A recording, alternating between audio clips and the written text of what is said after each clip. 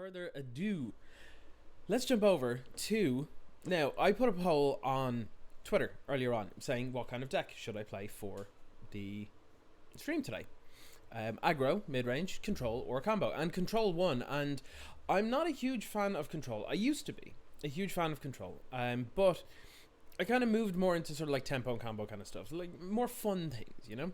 As opposed to stopping fun. But this is a removal from the sort of a departure from the traditional kind of concept of control, in that normally it's a blue-based control deck, and you know, you sort of using counter spells and card draw and all this kind of stuff. This is a little bit different. It's going to be using hand disruption and tons of removal, basically. Like I said, this format very creature heavy because you're not really using planeswalkers and stuff. So what we're going to do is we're going to jump through the different things that we have in the deck and sort of what makes the deck tick, and then we will run through a few games. So first of all, just doing a bit of tidying up here so we can see exactly what we're at. So there are a couple of sort of main pieces in this deck to sort of bear in mind. We have, first of all, our disruption package. We have 5 pieces of disruption. We've got 2 duress and 2 castigate. And you might not have seen castigate either in a while or ever. So it's white and a black for a sorcery. Target opponent reveals their hand, choose a non-land card from it, and exile it. This is fantastic for anything you don't want to have your opponent have in the graveyard, either get back or reanimate or whatever it is. And it hits creatures, it hits non-creatures, hits everything. And duress, generally speaking, in this deck is very good, because if we can't take it with the duress, it means it's a creature, and if it's a creature, then we can definitely kill it. So with that said, that brings us on to our removal. We have 4 copies of Chainer's Edict, staple in this format. 1 in a black sorcery. Target player sacrifices a creature, and it's got 5 and black flashback cost, so you can cast it again late game if you need to. And it sounds like it's a real expensive amount, and it is very expensive even for Pauper, but it's shown up and happened and needed to be done like a few times, so it's definitely relevant. We also have 1 Diabolic Edict. It's the same as Chainer's Edict, only instead of it being sorcery with flashback, it's an instant. We've 1 Echoing Decay, which the art won't load for some reason. Let me try that again. There we go. So Echoing Decay gives a creature and all other creatures with the same name -2/-2 until end of turn. So this is great for, well, killing a bunch of stuff at the same time. Killing a couple of Delvers, or Elves in particular, it's really good against, or tokens. We also have Deadweight, because enchant a creature gets -2/-2. It's nice and handy. Disfigure is the same thing, except it's until end of turn on an instant. And then we have Unmake. 3 hybrid Orzhov mana for an instant to exile target creature. No questions asked, just exile, it's gone forever. Now, in order to make sure that we can get through our deck at the right kind of like pace, we need to make sure that we can draw enough cards to get there, or dig to find the pieces that we need. For that, we have 2 Ransack the Lab, a relatively new one from Modern Horizons. 1 in a black. It's essentially strategic planning, only color shifted to black. Look at the top 3 cards, put 1 in your hand, the rest in the graveyard. We have 3 Night's Whisper, 3 Night's Whisper, draw 2 cards, lose 2 life, and then 2 Read the Bones, which is 3 mana, scry 2, draw 2, lose 2. They're quite nice to have. There are a couple of things that are fine to be put into the graveyard. For example, you can put in a Chainer's Edict, get a little bit of value from that, so you can take a land or a removal spell or something that you need from Ransack the Lab, and if there's a Chainer's Edict there, you can just put it in the bin, get some value from it that way. We also have First Sphere Gargantua, a relatively new addition to the deck. Honestly, hasn't shown up until recently. It's 4 black for a 5/4 horror, which stats aren't great because Gurmag Angler does exist in the format, but when it enters the battlefield, you draw a card and lose a life, but it also has Unearth for 2 and a black. So you can tip it over with Ransack the Lab and then just unearth it, get in for 5 damage, and draw a card in the same time, all for the 3 mana. It's pretty good. Then we have our sort of our main win conditions. So we have Evankar's Justice, which is 4 mana for a sorcery that deals 2 damage to each creature and each player, but has buyback 3. So if you have 7 mana, you can pay this, deal 2 to everyone and everything, and put it back in your hand. That's pretty good. especially considering we can gain life using Pristine Talisman. If we get 3 Pristine Talismans out and an Evocar's Justice, and we keep casting it and buying it back, using these, we will net gain 1 life each time, which means that we'll never die to it, but our opponent will, which is very, very cool. Very, very sweet indeed. Now, the other little sort of win condition combo thing that we have in here is Guardian of the Guild Pact. We saw this in on Wednesday's stream. It's 4 mana for a 2/3 spirit with protection from monocolored. Now, why that's relevant here is it's a really good blocker, it's a really good attacker, but it doesn't die to Pestilence. Pestilence, 2 black for an enchantment. At the beginning of your end step, if there are no creatures on the battlefield, you sacrifice Pestilence. But you can pay 1 black at instant speed to deal 1 damage to each creature and each player. So, what you ideally want to have, right? You ideally want to have 2, maybe 3 Pristine Talismans, if possible. Then you want a Guardian of the Guild Pact and a Pestilence out. So what will happen is when you tap these Pristine Talismans, you're gaining life to mitigate the life lost through Pestilence. And you're able to just constantly deal damage this way, but Guardian of the Guild Pact will never die, so therefore Pestilence will never leave the battlefield, so you can just keep using it over and over again. So we're kind of taking advantage of what we've got available in these colours to do slightly unfair things with it, I suppose. Mana base, really, really simple and straightforward. We have 7 Swamps, we've 4 Scarred Barrens, we've 2 Radiant Fountains, a nice little bit of life gain, especially when paired with Orzhov Pestilence, which is a bounce land, so you can play this, then you can play this and bounce this back to your hand and then play it again. That's 4 life gain over the course of just playing 3 land drops. It's pretty good. We also have Kabira Crossroads, which does the same thing as Radiant Fountain, except it ends the battlefield tapped and it taps for white. So it's a little bit better than a colourless land, especially with the likes of Castigate. Then we have 3 Bajuka Bog because we could just wipe our opponent's graveyard in our mana base, so why not? Then in the sideboard we have it's pretty blocky sideboard. I'm kind of a fan of blockier sideboards like this, like a couple like just a few cards but multiple copies of them to sort of really hammer home the consistency of it. So we have 3 Fragmentize, really, really good against, well, pretty much anything that runs artifacts or enchantments. Destroy target artifact or enchantment will convert a mana cost 4 or less. We have some Circle of Protection black and Circle of Protection blue and Circle of Protection red. So all these cops are really good for whatever matchup you want. Like, this is good against Burn, this would be good against Delver, this is good against like Mono Black Control or any decks running like what are they called? Gurmag Anglers, like I said earlier. Also really good against opposing Pestilence and stuff as well. We have Palace Sentinels, which means that we can become the Monarch if we want to, and 4 toughness is very hard to get through, so it's good against aggro decks to quite a degree. It's also very, very good against other mid-range decks because they're not going to have many creatures, they're not going to be able to attack through very well, so we're going to be able to gain the Monarch and probably hold on to it for quite a while.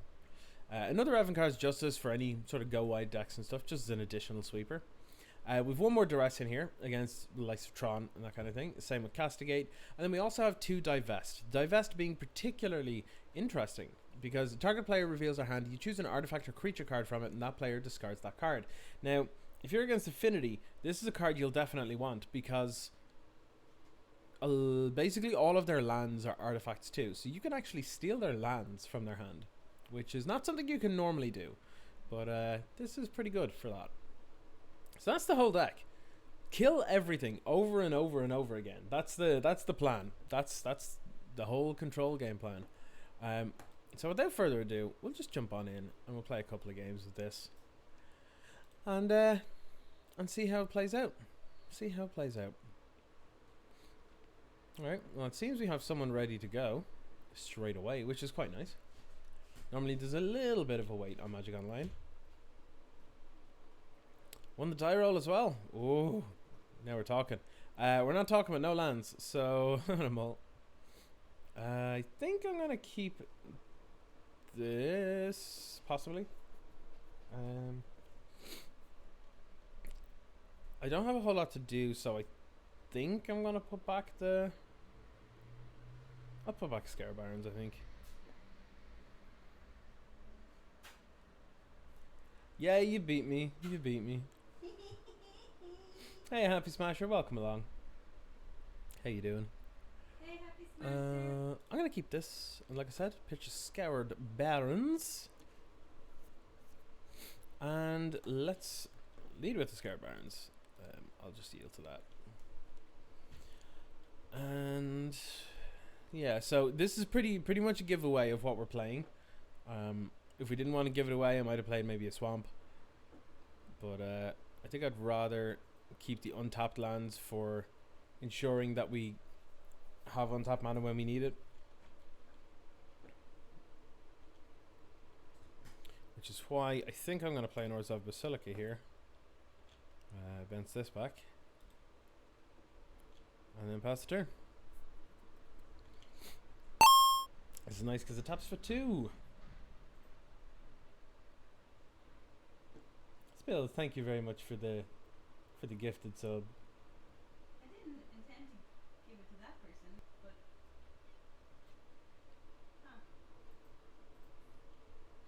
I don't know how that happened.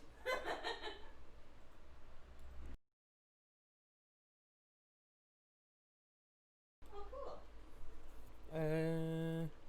Alright, gonna pass, see if they crack their Revolving Wilds, let's see. How about I just, leave? Spend all the money.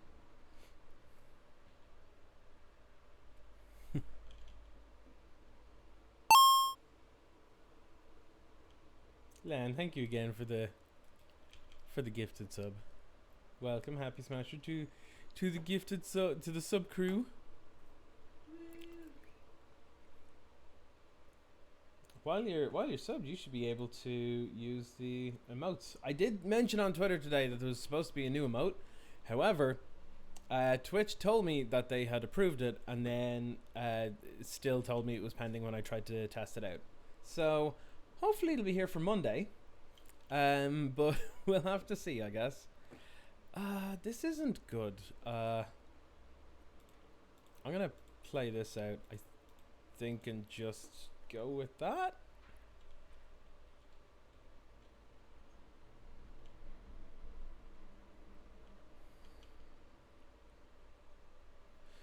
So this is Boros Bully by the looks of it, because okay, no, it's not. It's 3 colors. What the? Unless this is like a bunch of pump spells or something. No, it's another Seeker. Okay. An Echoing Decay would be nice. I'm going to tap this for a colorless and gain life, which is quite nice. Oh, jeez. Okay, so 1, 2, 3. Okay, that's fine, I think. I'm just going to ramp out a bit. Then play this. Then play Read the Bones. That should work, right?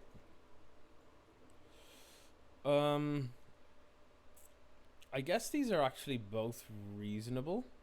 So I'm gonna put on top and put on top, and draw both, and then pass. All right.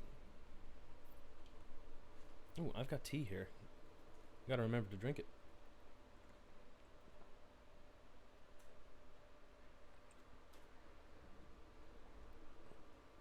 Excuse me, trumpeting herd? What is this? Am I about to just get chunked in the face? I am. I'm about to get hit real hard.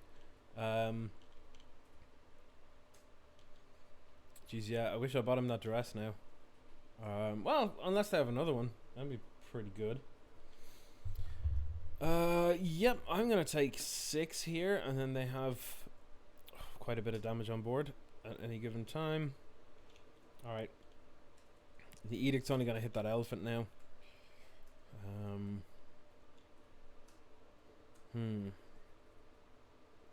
2, 4, 6. I've got access to 6 mana this turn.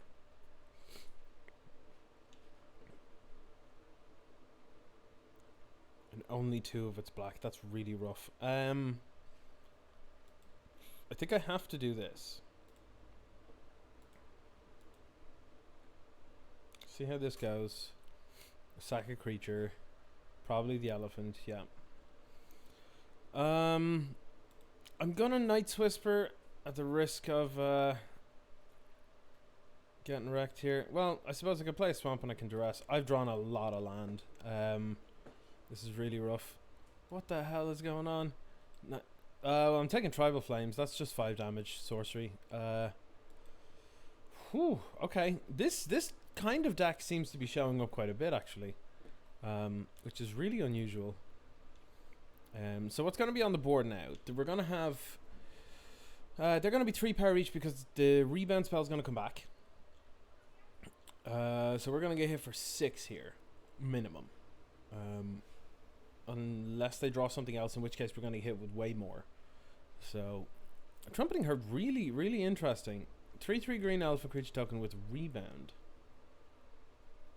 Is it good enough? I mean, I think it's going to wreck me here because I've drawn... I'm land tribal right now. But, I don't know. I'd say if counterspells are pretty common, this seems like a bad investment, but against a deck like mine, it's pretty good because it's 1 card, makes 2 creatures.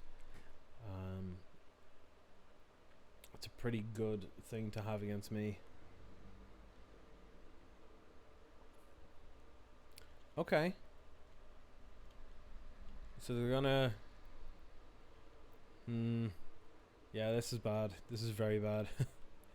They can now tap Plains of Forest to play the Skyfisher, return Nylea's presence to their hand so that they can pump these with prowess again next turn. Yeah, we're not looking good here at all. We're taking 8.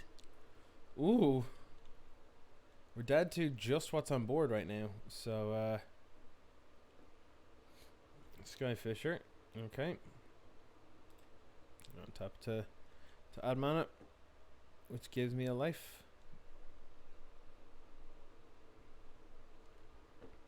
Yeah, move out of it, that's fine. Okay, what can I draw that's good? Castigate is not good enough.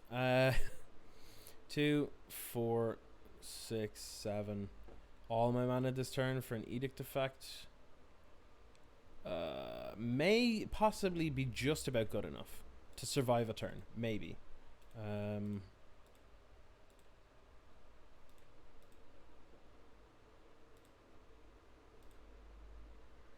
So sack a creature, probably Skyfisher at this point.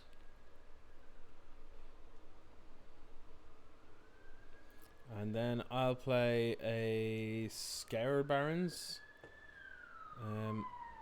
And then I'll pass. Yeah, I drew too many lands this game. Way too many.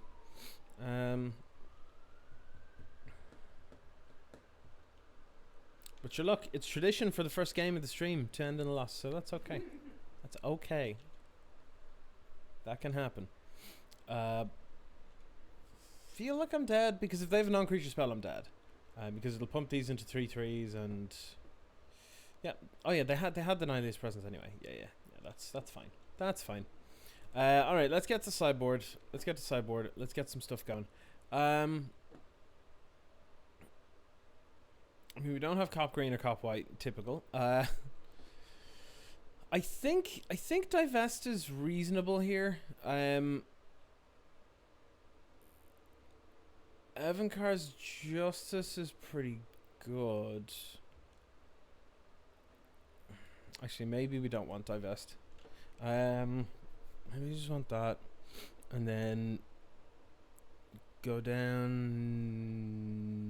Read the Bones.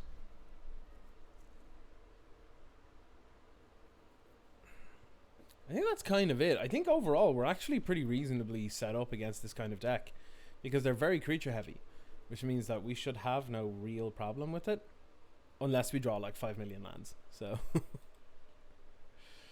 alright. Yeah, this is good. We can kill something on turn 2, kill something on turn 3, then play a threat on turn 4. Yeah, this seems perfectly fine. We also don't need a whole lot of white mana. The fact that we have 1 pip is, or enough to tap for 1 pip, is pretty decent. Perfectly fine. I don't know why I love Scoured Barrens as much as I do. The art on it, like, I don't know why I love it as much as I do, but I just really like it. Can't tell you why.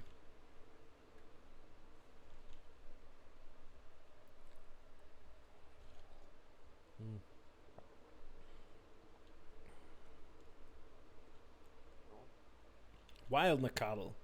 Okay, okay. So yeah, they probably have Maka Rioters in there because it's like 5-color domain kind of thing. This has been showing up a lot lately, actually. Weirdly enough. But I'm gonna pass turn because the edict is at instant speed, so it's not that big of a deal.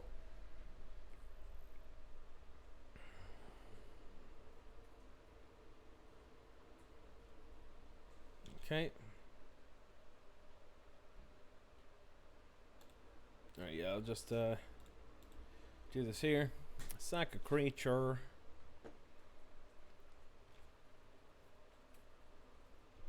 Secret. Seems good. Seems good until I kill it.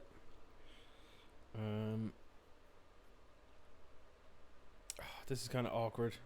Because Pristine Talisman taps for colorless. I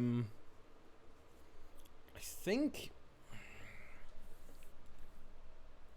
we're playing land anyway. I think I just want to. Well, do I care for it now? Yeah, I'll take care of it now. We'll just deadweight it now. That'll have it dead and gone. Opponent has 4 cards in hand. Ours are looking middling. So as long as their cards aren't too great, then we should be fine. But the fact that their creatures are basically all monocolored means that this is going to be very impactful here. I don't know what they do against it. Well, they're 5 colors, so they could have like edict effects or something. So I'll have to keep an eye out for that.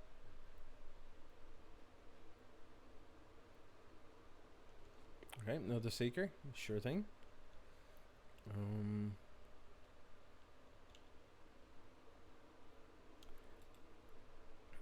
Kind of tempted to just play this out now. I know it's leaving this Pristine Talisman kind of stuck in hand. It's a little bit awkward in this situation, but yeah, we'll see.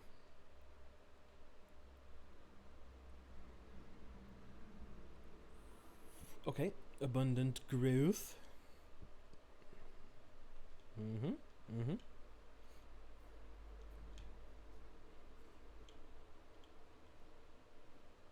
So if our opponent doesn't know the deal with protection, they might just attack anyway.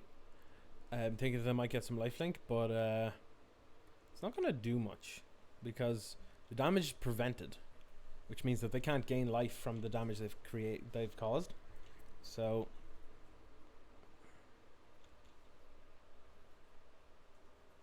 okay, they knew what was going on. That's fine. I feel like playing the Talisman, then disfiguring the Seeker and attacking is the line here, I think.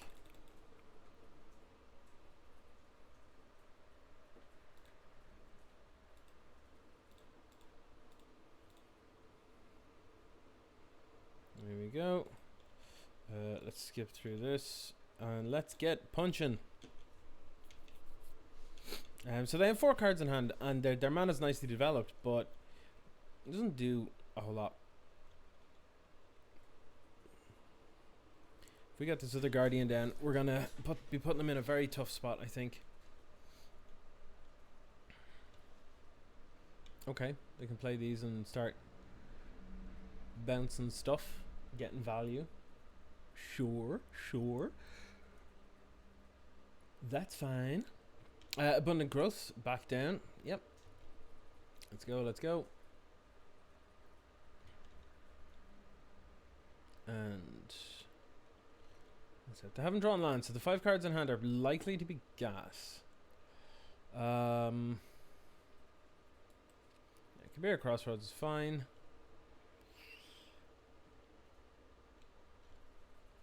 I'll go to combat. I don't think they can do anything here, so I don't think it really matters, but I'm gonna get another one out. Yeah.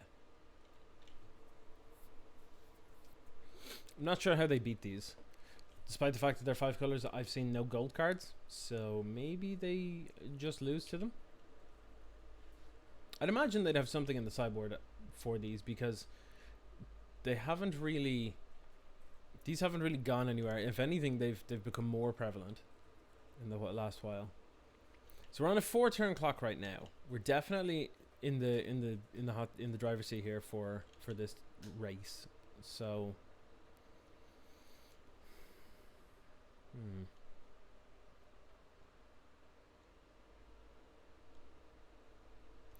Skyfisher again. Okay, they're just doing their loopy loops.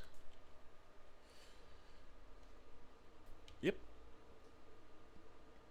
Skybounds is fine.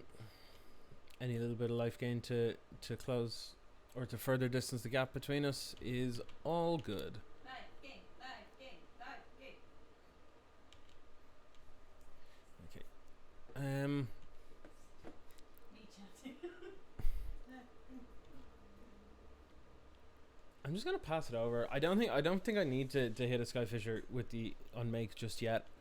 I'm winning this race, so I see no reason to kill them. I'd rather hold her for something that might prove to be a problem.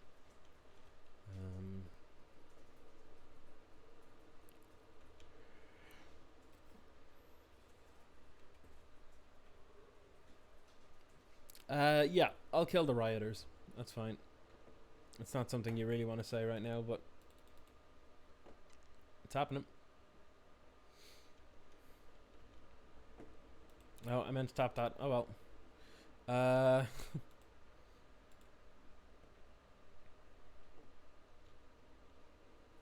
Dear opponent, get wrecked. The fact that we drew 3 of our 4 guardians is pretty good. It's pretty good. We can't do anything here, so I'm just going to F6 this turn. Turn off what he is actually. Oh, they can only... Yeah, they're only attacking with those. That's fine. I was afraid that they might attack with the Nakadal, but... It's all good. One of growth. Yeah, I don't see them coming back out of this, to be honest.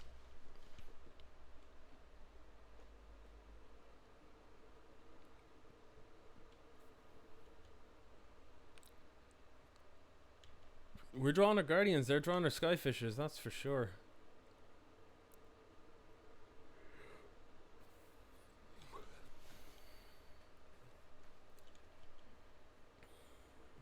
Alright, what are we getting?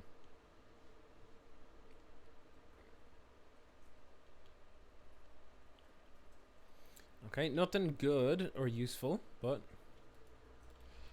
again, pretty sure we are in a comfortable spot. I'm just gonna undo the. Just gonna bring the Kabir Crossroads back to my hand, and yeah, just pass turn.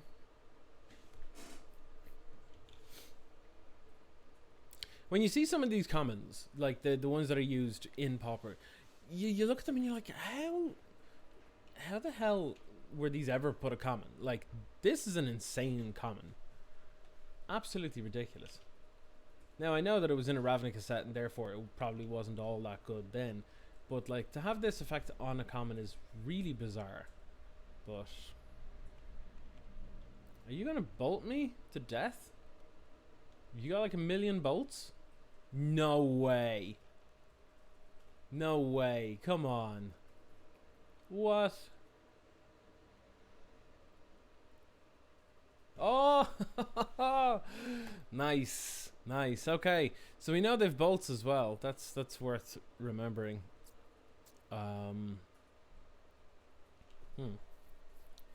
Maybe it'll be worth bringing in the fragmentizers.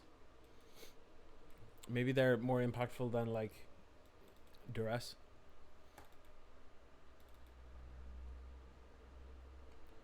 And yeah, let's cut the read the bones. Yeah, let's try it like this. See how this goes.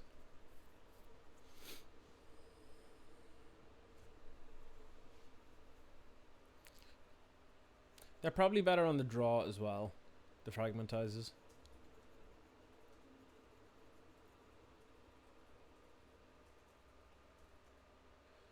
This hand is weird and slow, but I don't think I can ship it back. It has an awful lot that is very good in this match.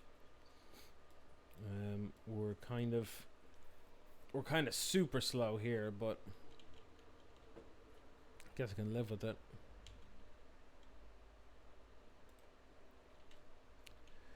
Alright, Scared Barons, and say go. We have the combo in hand, so that's a start. Basic land cycling. What's my favorite deck in Pauper? That's a hard question. I'm going to say it's probably mono black control. As weird as it is, I've been saying this a few times recently, that every time I pick up mono black control, I just feel comfortable. It feels good. It feels like I can beat anything, and it kind of feels like Jund does in Modern. But what's weird with it is that, like, that's not my kind of deck at all, like, ever, normally. Normally I'd be like, oh, I'll play my Ponders and my Preordains and my Brainstorms and my do all sorts of mad dumb stuff. But no, just no, not feeling it for this one. It's just, yeah, there's something about mono black control. I don't know what it is. Look at all these chickens. I mean bolts. There's an awful lot of bolts in hand. Holy hell. I guess I'll take the Tribal Flames. Okay, so I need to be aware that I'm at a virtual 15, not 21. Let's hope they drop those Rioters soon so I can edict them.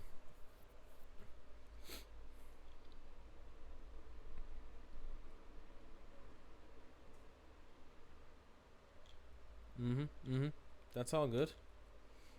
Makes me feel good about being able to play a 2-mana spell on turn 3 and play a top land.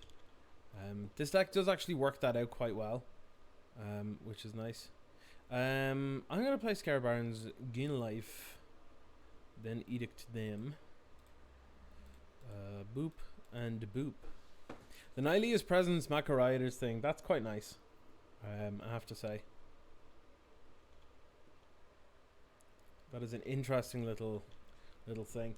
There are a bunch of decks in Pauper though that I really love, and the thing with Pauper is that as long as you know, it's like the way Modern used to be. If you know a deck and you know it inside out and you learn the deck, it'll nearly always do well. Like, it'll have bad matchups, sure, but it will nearly always do well if you know how to play the deck well. And that is, to me, it's a sign of a good format, generally speaking. You can kind of play anything. Sure, it might not be best deck or whatever, but if you're best pilot with the deck, you're gonna do well anyway. Are we talking about Pauper? Yeah, talking about Pauper. We know that I'm great at playing my deck. Leanne's very good at her deck. She's she plays, what is it? What's it called again? Gruul Cascade. Cascade aggro. Cascade. Did I see the M21 spoilers? Yes, I am waiting until Monday to do a full talk about them. But what I saw, I don't talk about leaks and stuff, but I talk about the official spoilers. So I saw the one that doubles the spells, and I saw the Mangara card, which is also cool, pretty cool. I like the look of some of them, yeah, for sure. I'm very concerned. I said this before. I'm very concerned about whatever number of Teferis are going to print into standard, and how it's going to affect standard, pioneer, modern, and further. So depending on what they do with it, you could see a lot more Pauper content from me if it's bad. So be prepared. But yeah, no. So far it looks pretty cool. It looks pretty cool. I do quite like the look of it. There should be 1 or 2 more spoilers today, and then there are more at some point soon, I believe. Like later today, and then I don't think there's any over the weekend, but then Monday should be like full on into it, I believe.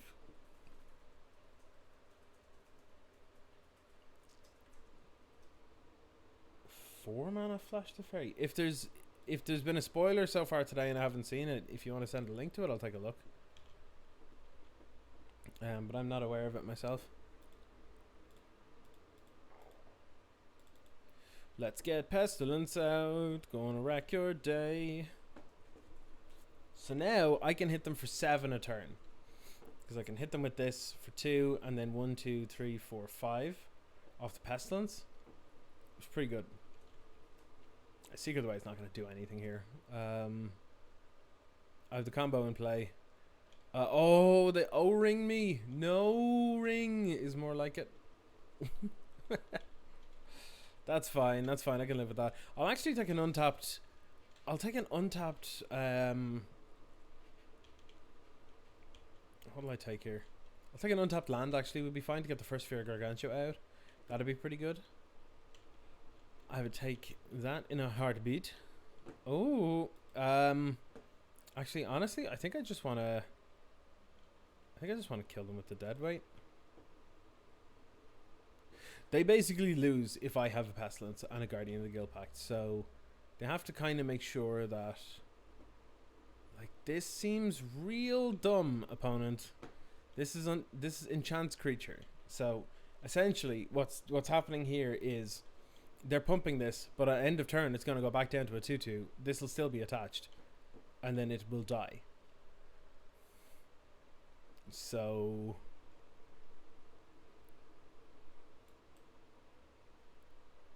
oh wait, hang on, no.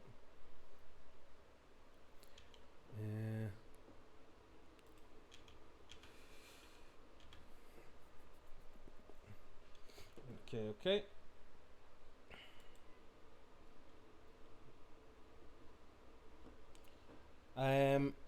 Yeah, Happy Smasher, they're not official spoilers, they're the leaks. I won't be talking about the leaks. If there's official spoiler, as in like there's, you know, it's from a creator or whichever, I'm happy to talk about those, but no leaks on this channel.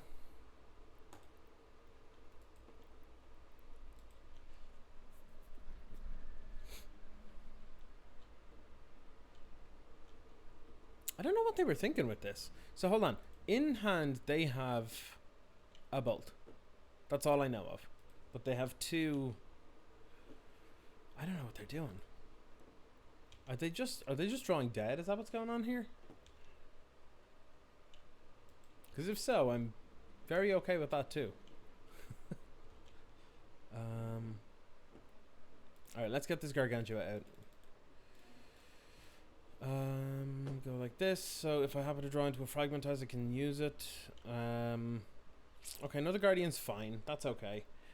What's good here is if they kill the first Spiria Gargantua, I can just get it back and punch them in the face for another 5, which is pretty good.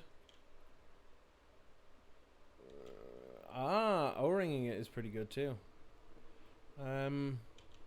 Seems they brought in some good stuff. I wouldn't have expected O-rings, to be honest. But I guess it works. Maca Riders. Sure.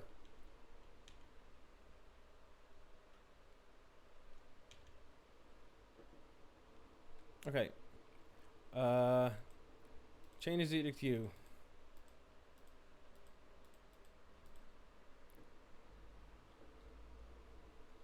So we know they have a bolt. So I'm kind of okay with this. Go.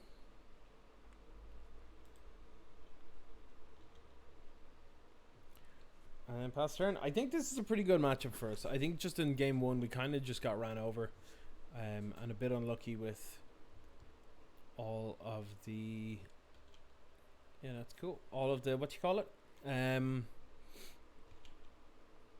Drawing all the lands. Like, I drew this many lands by that many cards, which was pretty rough. But what have they got? Secret of the Way, sure.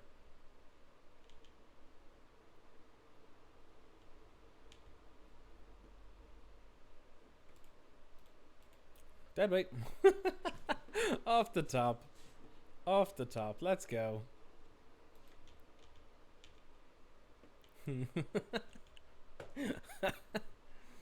Oh, I'm good with this. I'm happy about this. Yeah, Guardian of the Guild Pact, and then over to the opponent. I think I would like to see some non-basic land hate card printed at common. I think, like maybe like Field of Ruin or something. That seems reasonable. They're actually pretty good. They could possibly race us. Never mind. Never mind. They're not getting anywhere. So 3 turn clock. Let's go. Let's go. They've basically nothing in their deck, as far as I can tell, that can actually deal with these Guardian of the Guild Pact. So yeah, turns out this card's a good card. Rebound, get a Trumpeting Herd. Seems decent. Maybe that card is okay. It's just not at its best here, I think, maybe. Okay, Maka Riders, that's fine. I can swing for 8 in a turn, but that's not fast enough. So... oh, now we just win. Okay, cool. Yep. Attack. Boop, boop, boop, boop. Boop, boop. They take 4. We play this. We win. This is a concede.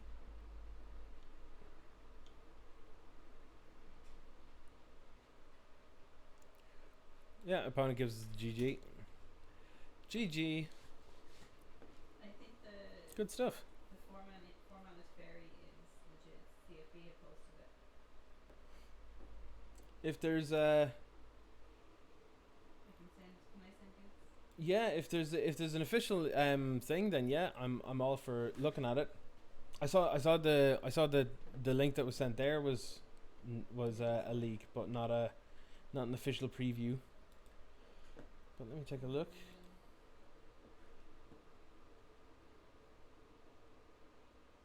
Just gonna join another game while we're waiting here. Spellstutter. Oh, I wonder what they're playing.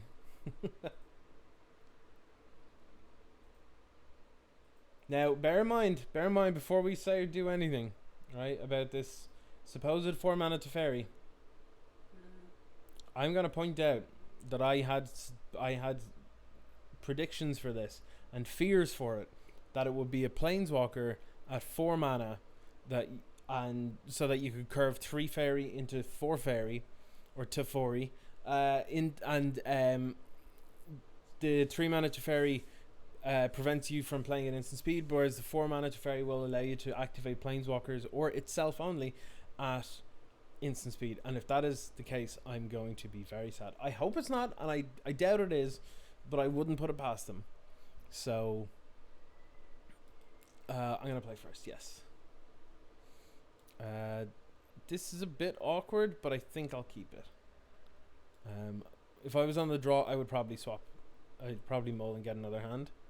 But important to note here that we can cast everything in our hand. However, we do not have any removal. But that's the most likely thing that we're going to draw into, so I'm kind of okay with it. Let's take a look at Hipster's Twitter. Link from LAN here. Teferi I don't believe it. I do not No! I hate it. I hate phasing? What? I hate it. I despise it. Absolute gross. I'm about to vomit. Oh my god, that's disgusting. I hate it. Ugh. I hate it. Activated planeswalker in instance, but that's horrible. Horrible. I despise it. Oh, it's gross. Oh, I don't like it at all. Not one bit. Blech. No. What? What's this other link now? What's going on? What's this? It's not letting me click it. What's going on? What is going on here? Get the... Yeah.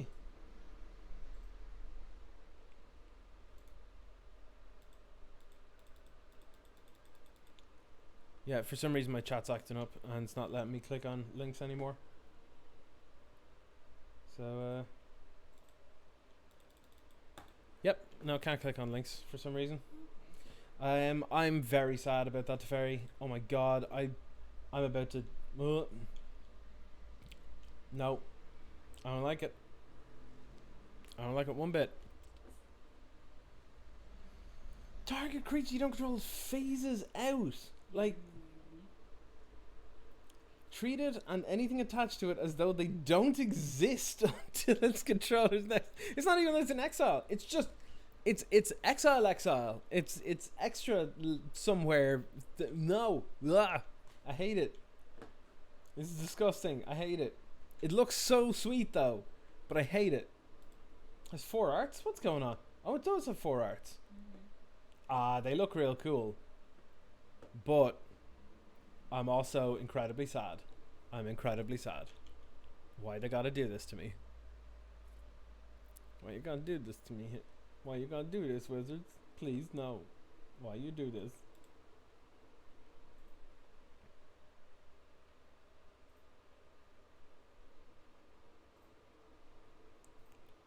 +1 to unban looting from LAN. Thanks. If only I had so many. You are?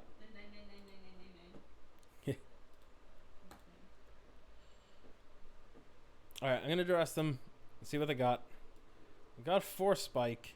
So I think I have to take, it's weird, I have to take the 4 spike here. And then I think I have to take the, that now allows me to castigate them. Which means that I can then take probably the ninja. So I can get around 1 counter spell and an augur bolus, that's fine. The ninja is where the real power comes in, especially considering we're light on removal.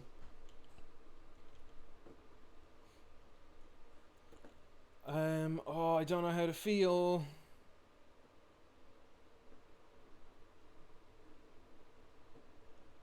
I don't know how to feel about that. Makes me sad.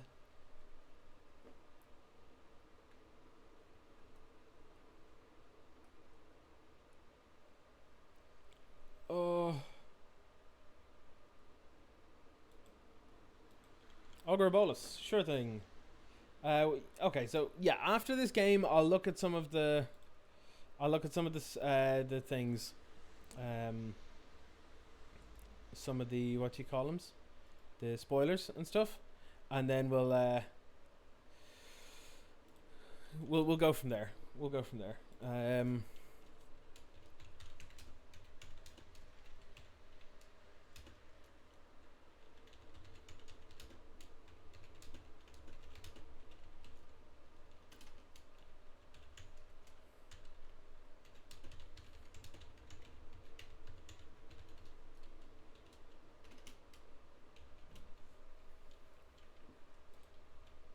Okay, I'm really not liking this, like, even one bit. Like, not even remotely. Like, no, that's terrible. That's terrible. That's, oh, I'm just trying to, oh my god, can you imagine this, right? So you play a creature, you pass a turn, your opponent plays Teferi, bounces, draws a card, and then passes turn, and they go, alright, and then you go and play it again, right? And then you go and play it again, and then they tick up that Teferi, they play their Teferi Master of Time, the new one, and then pass the turn. And then if that creature tries to attack either Teferi, they just go, before damage minus phase it, lol, get wrecked. No way! No! I'm way out on this. I'm so not okay with this. I cannot believe how bad that is. I was honestly like semi-joking about having a Planeswalker at instant speed, but oh my god, no, I hate it. Cannot tell you how much it is awful. That's ruined my day. That has actually ruined my day. I'm gonna have to face that in standard for the next 2 years. And in Pioneer Modern for the rest of my life? Nah. Alright, if you see more Pauper from me, don't worry. Oh, Christ on a bike.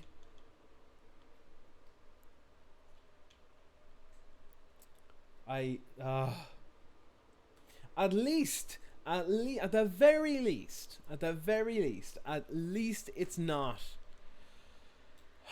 At least it's not, you can't cast things at instant speed. At the very least. It's better than Teferi, but still ultimately awful.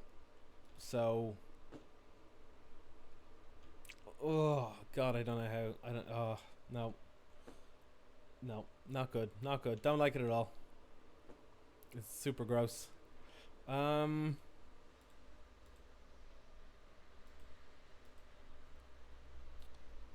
Yeah, we'll go through the. Oh, it is raining again. That's unusual for us here.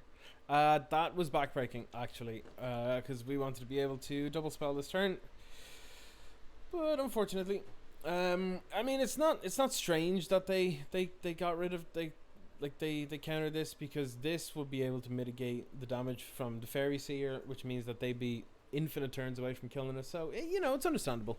I can see why they would get rid of that, but yeah, we're getting a little choked on mana now that we're in the mid game. We need to keep developing it so we can get our first sphere out. We're not resolving a first sphere Gargantua, not in the front half anyway.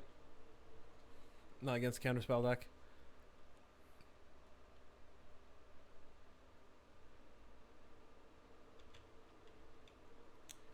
Alright. Yes, getting hit.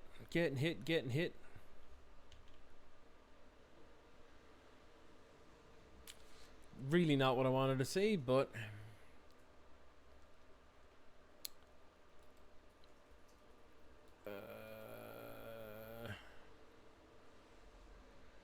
what did they reveal off that augur, by the way? Counterspell. Okay, so they have another counterspell. Yeah, we're kind of locked out of doing anything, so, I mean, they're just gonna counter this, I'd say.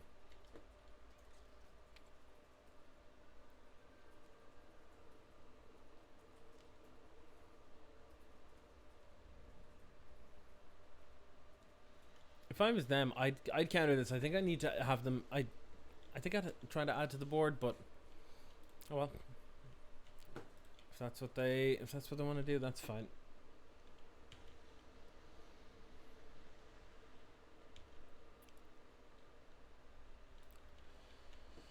I really don't know how to feel about that Teferi. I really don't know how to feel about it. In before, it's like 40 quid or something as well. It's gonna be real expensive, obviously, because it's just been spoiled and people are gonna be like, oh my god, it's broken. But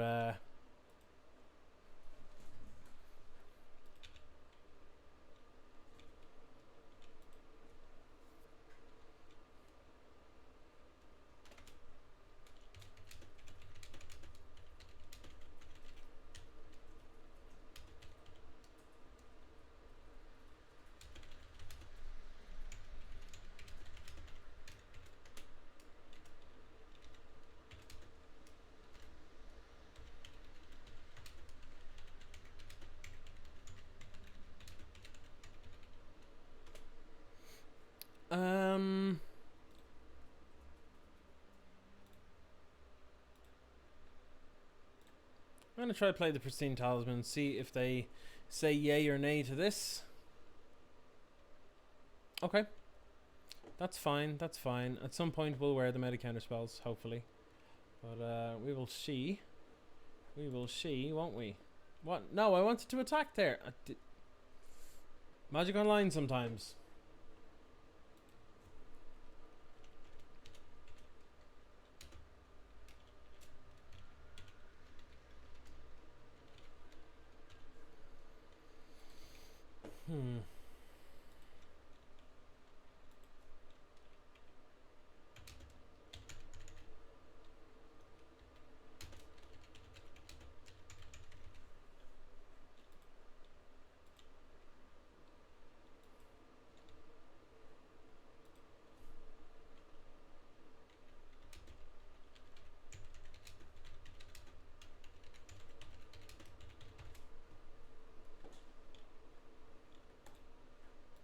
Okay.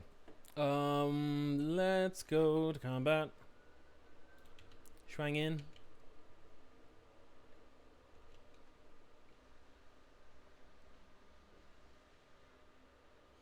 Now, the risky thing here is to read the bones, but I'm gonna try it.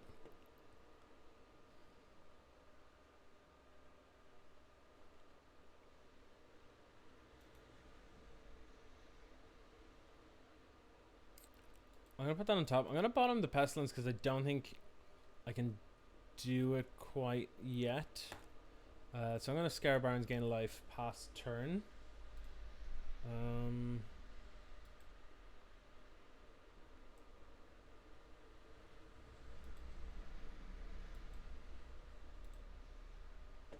Okay. Yeah, apparently a bunch of spoilers have just dropped, so after this game we will be definitely having a look. So I'm excited to check some of them out. Some of them look interesting. Let's just say that. But we need to give it a little bit of time in order to let the whole thing take place, you know. On the likes of Mythic Spoiler and stuff, they'll update and everything. So we'll go through those after this game, and see how it looks. All right, they bopping us. They bopping us. Ow. We getting bopped. I really like Fairies here. It's a really cool card. Very powerful for a 1-drop. Alright, so 1, 2, 3, 4, 5, 6, 7. We can't do more than one thing here, so we know they have a counter spell on top.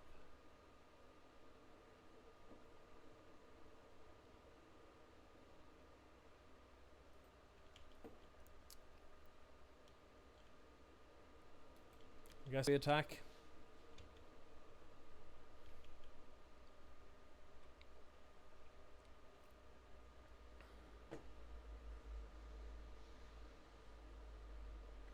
We know they have a counter spell on top, so let's do this. Because if they have another one in hand, they have another one in hand. They don't. Oh, yes. Alright, yeah, we're winning this one. I don't know, like, they're mono blue. Don't know how you beat this.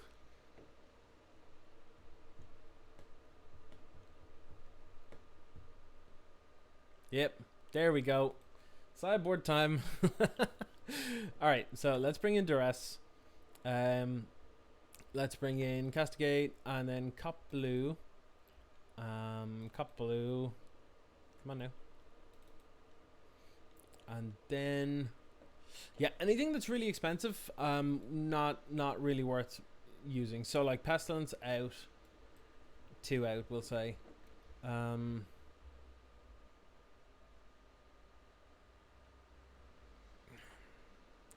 Reedy Bones is good for sort of refilling, so maybe we'll pitch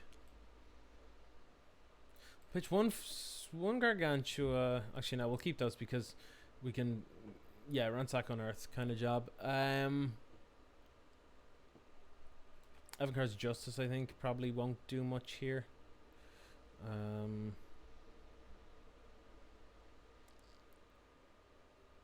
Unmake is a bit pricey, I think. Yeah, let's go with that. Alright, so if we can beat this quickly, that would be great, so that we can go and check out the spoilers. Nate Fennelly, welcome along, bud. I haven't seen or talked about any of them yet, so we will take a look in a moment. Once this game is finished, I'm jumping over to spoilers. I did, however, see the Teferi, and as many people have said many times before, Teferi can go and tuck himself. Oh.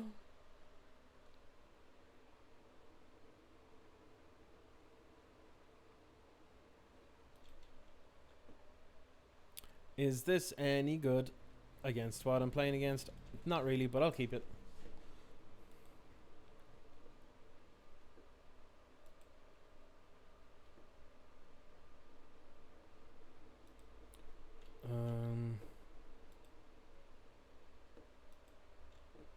Turn 1 Delver, not great, especially considering we don't have any untap mana on turn 1 in order to, you know, deal with it. Which is not great. What's the change? You'll be looking forward to it. Analysis. Oh, good. Hopefully, this game will only take another, like, maybe 10 minutes, maybe 15, and then we'll get on into it. If they do a blind flip of Delver, I'm going to be a sad boy. Gonna be a sad boy.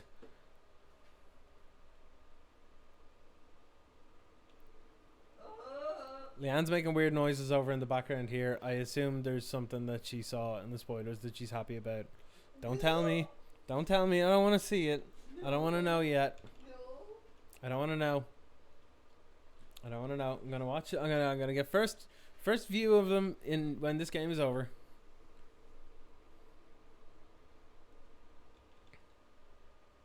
I'm aware of any other cards. I did look. I did. Unfortunately, a friend of mine, a moron, threw the leaks into a WhatsApp chat without advance warning anybody, and threw the images directly in, and was like, "Oh, look at these leaks," and I was like, "I didn't want to look at them. Thanks." You just threw them all in my face there. Thank you. So yeah, unfortunately, I did see some of the leaks. I'm not talking about them though, because unless they're officially spoiled, it's not right. So, but it'll be soon enough, so I won't be worrying too much. What do I want to do here? So they scryed and they put 2 on top, so that means they're flipping Delver this turn, which means that I think I kind of want to kill Delver.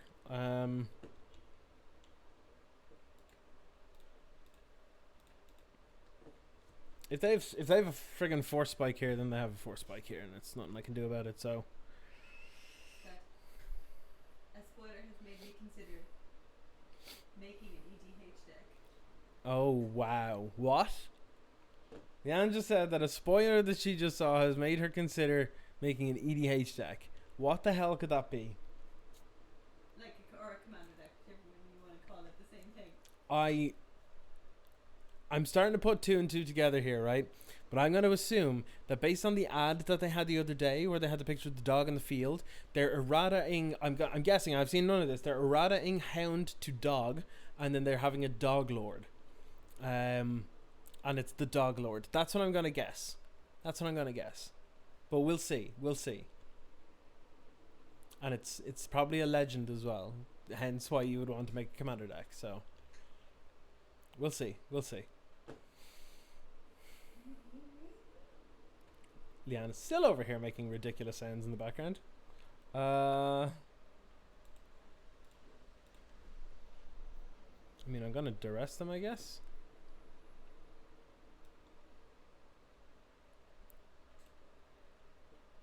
Oh, that's awkward.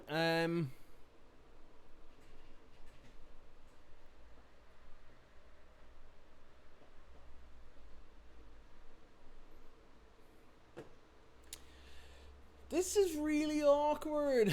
Okay, so I don't want to take the preordained, don't want to take the tragic lesson. Well, maybe I do want to take the tragic lesson because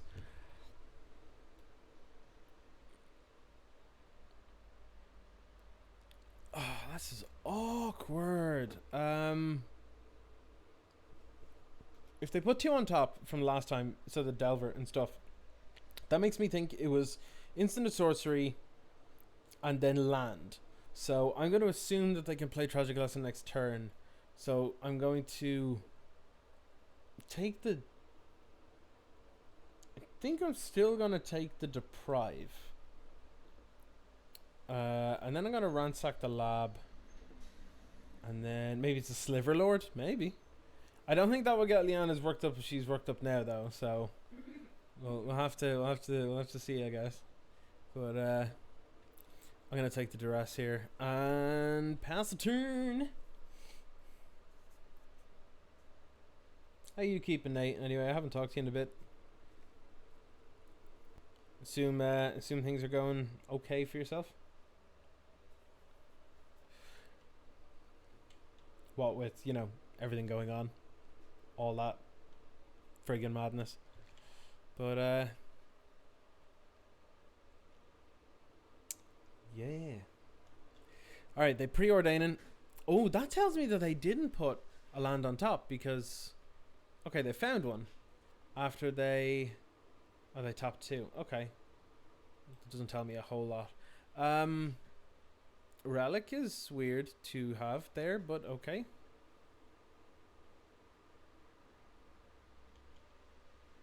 Okay, Scar Barons goes away.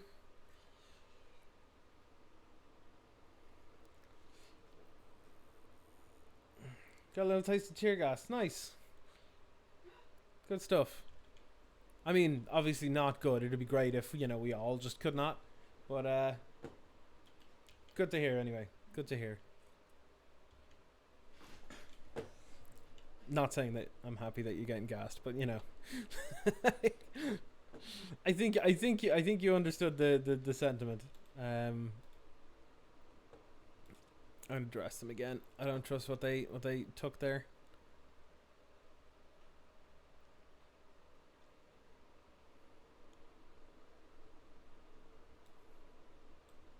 Alright, Echoing Truth, Tragic Lesson.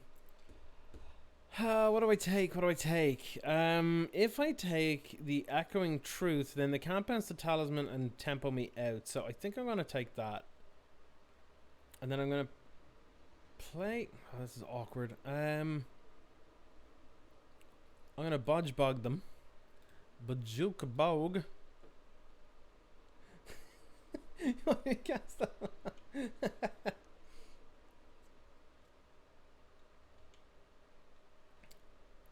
We're gonna get into it. Hey, look, if you want to, it's fine. I don't mind. Like it's not about me or any of that at all. So if it turns out that my content is not optimal because at some point we're talking about things that need to be made right, then I'm kind of okay with it. So what I see here is, yeah, I see this coming down, and this is gonna be a pain in the ass for us.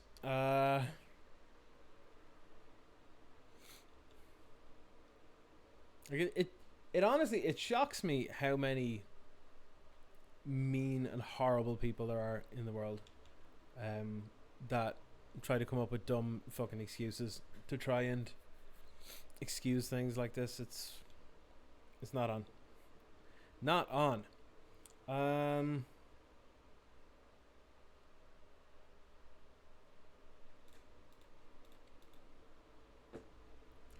Yeah, things it's difficult with this kind of stuff for sure, yeah.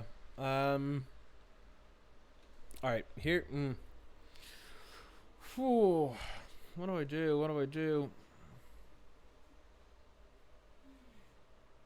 Do I bottom both? That an option?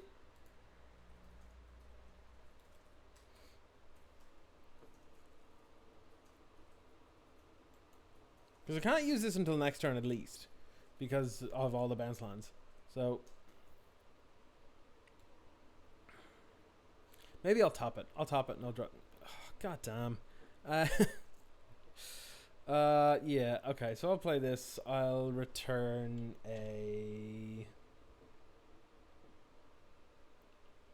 this, I guess. I suppose. Sorta.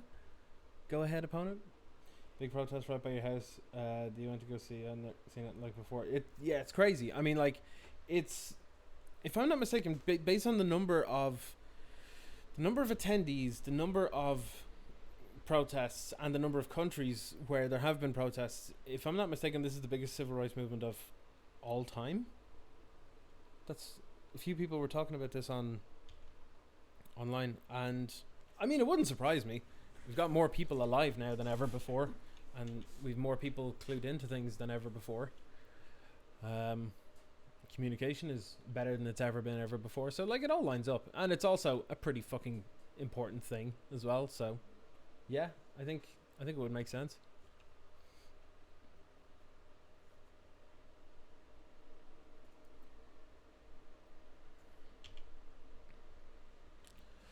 I'm getting the beatdowns here. I need to get out of this, like, yesterday. Okay, multiple edicts is pretty reasonable, actually. 1, 2, 3, 4, 5, 6. Okay, so I'm going to risk playing the talisman.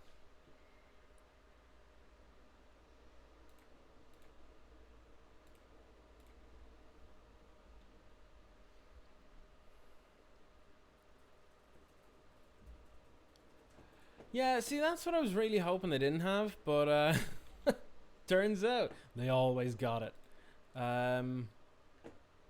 So this is going to hurt me a lot because they're probably going to sack the Stormbound guys, bring it back as a 3/3.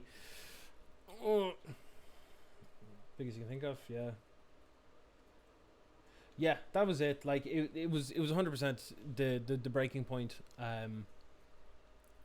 You know, it was just building up for so long, and yeah, like the amount of times that the term "sitting on a powder keg" was used by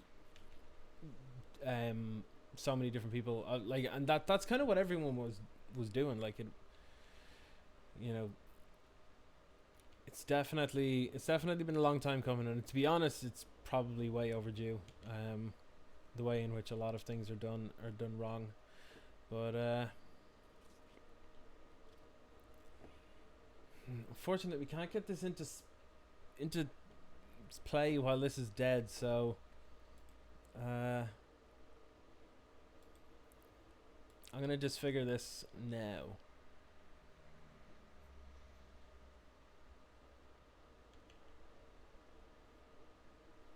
And then I'm gonna edict them. And then hopefully this doesn't get countered. If this gets countered, I'm gonna be real sad. No, stop, no. Oh, that's really awkward. I made a mistake there. I should have played around that, and I didn't. Had I edicted first, they spell stutter, and then in response I killed the Fairy Seer, that would have allowed that to happen. That was really stupid of me. I'm gonna bring the Radiant Fountain back to my hand. And better news, you got your PC yesterday, so you're starting up your stream soon. Awesome. Awesome stuff. I look forward to it. Boros control when?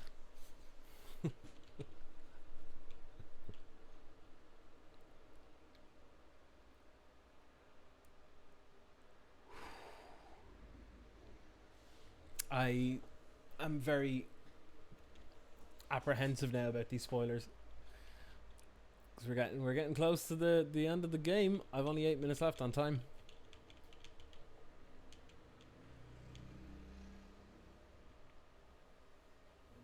Special Boros control stream just for me. Oh, thank you, buddy. Thank you very much. Oh, this is interesting. 1, 2, 3, 4, 5, 6, 7. Only 8 mana. Only 8 mana.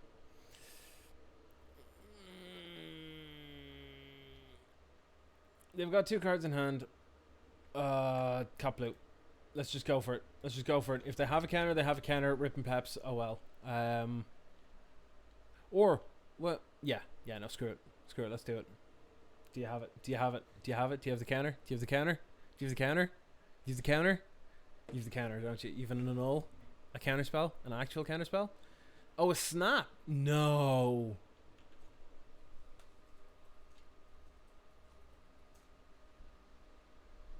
Unbelievable. I was like, you got like no cards left. Come on. I don't believe it. That spell stutter's got me twice now.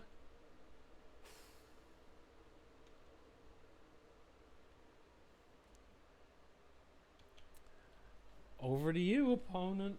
Oh, that felt terrible. That felt real bad. I have to draw something immense here, like really immense, to be able to survive this, because I have to kill stuff. I guess a pestilence would technically do it, but really, all right.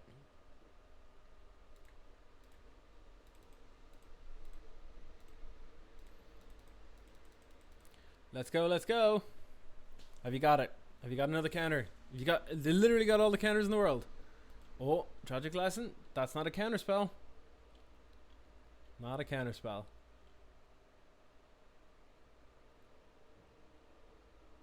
But that is. Okay, yeah, sure.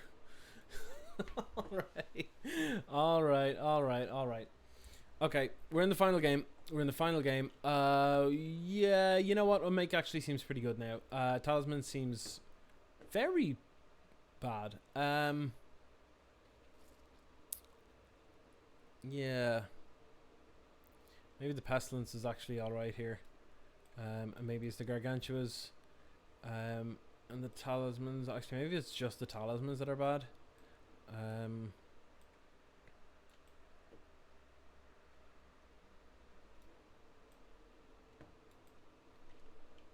Yeah, let's just go with this. Alright. You wanna see some spoilers? I'll try and win quickly or lose quickly. One or the other. I don't know which one, but we'll find out. We'll find out. I'm on the play though, so that's pretty good. Come on, turn 1 duress. No? Okay. This is a slow but reasonable hand.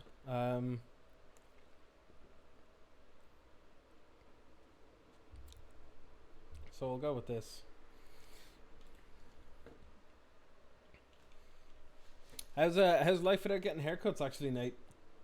You got a big shaggy head on you yet? Or do you have like a home razor job? Where you can do it yourself?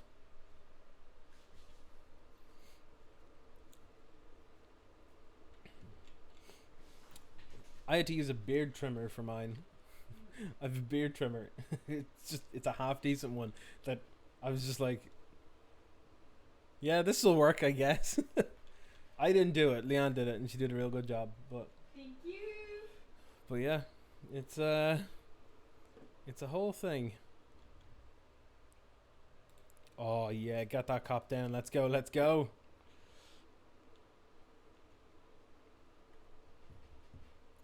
Oh, shave your head with a razor. Yeah, sick. Yeah, that's the way to do it. Nice and easy.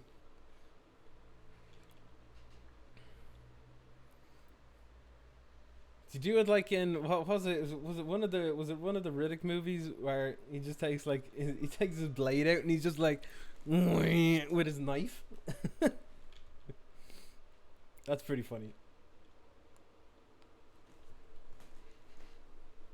If you did something like that on stream, I'd definitely share that around and be like, everybody should look at this.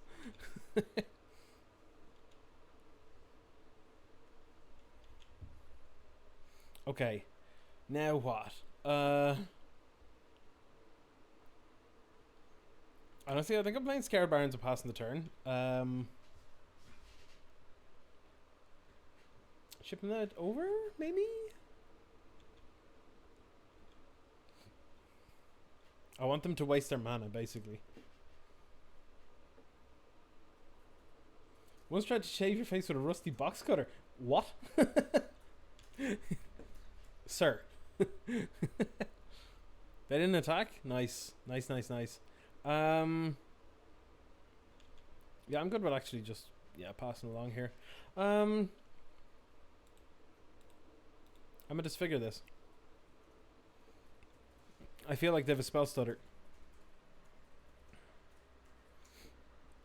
Which means that I'm okay with allowing this to go on the stack and hitting it with this. So I kill all of them. Oh wait, this might not work. No, it doesn't actually, because it's the that's awkward. That's really awkward. But it's okay. I've 1 mana open for the cop, so that's fine. Ooh. You had a good reason. College just shaving the shower at the same time. We forgot to spell check in the mirror after you finish one. Okay, so like, you sort of mostly did it, and then like you missed a bit, and you're like, oh, I just need to. That's fine. The way you worded it, it sounded like you just went, time to shave. This rusty box cutter. That seems much worse.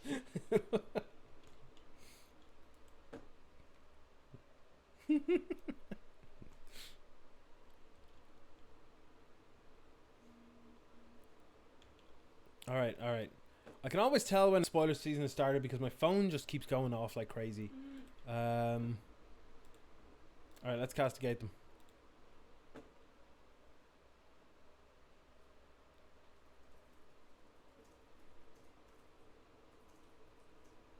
Alrighty then.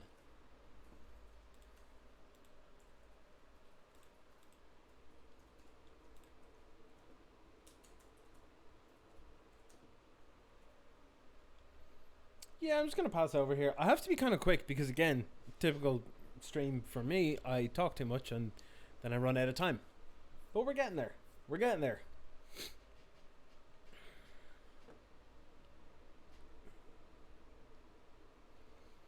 Stormbound Geist. That's fine, actually.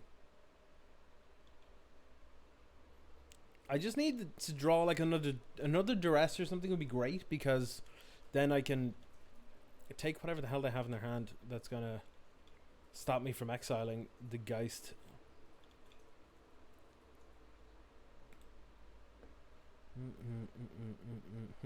Okay.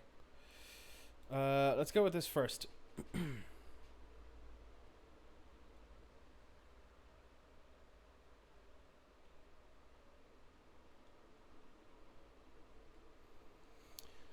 This is kind of awkward. I'm a mana off. What I want to do...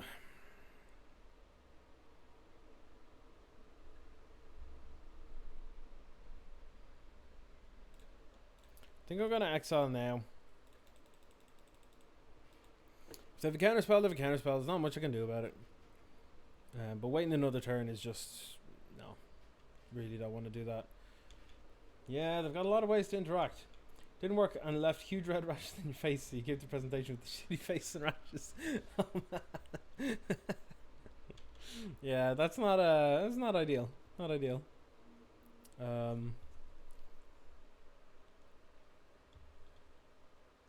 Alright.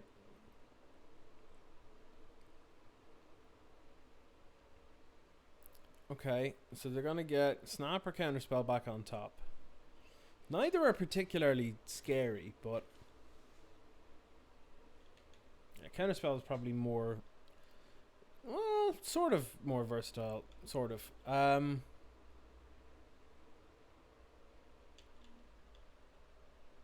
Spargolem, pretty good, pretty good. Yeah, there's a very real chance I'm not surviving this one. This feels pretty rough, actually. The mono blue version, I've played against the Izzet version and it's been okay. I've played against the blue black version and it's been okay. I forgot to have lunch. Yeah, I forgot to have lunch. Shame on Lan.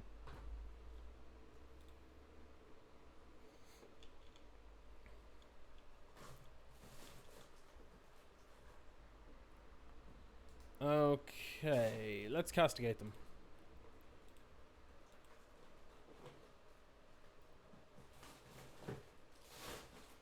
It's a null. Oh right, yeah, okay. That's fine. I think my best bet here now is to just take advantage of the fact that they're tapped out and try and find some proper removal. Cool. Yeah, no, that didn't work at all. That's not what I wanted to do with my time. That's bad. Nate's asking to bring some chips. Oh. proper chips. Proper chipper chips. That's how you do it. Yeah, that's how you do it right with those chips. I'm not. I say that I'm not big on chipper chips, but like realistically, like they are literally the best. They're literally the best version of lengths of potato that are deep fried. Whether you call them fries or chips or whichever. I'm yet to find anything better. I just failed to activate Cop entirely there because I'm, well, an idiot. So we know they have a counterspell. So let's take it.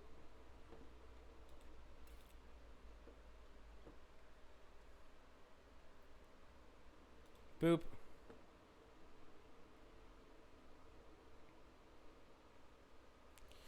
Let's play Kabira Crossroads, gain some life. Then let's 1, 2, 3, 4. We can prevent damage from one of them. That's not good enough, so we're gonna have to prevent damage from all of them. Okay. Bit of salt and vinegar on them, yeah. Bit of salt and vinegar.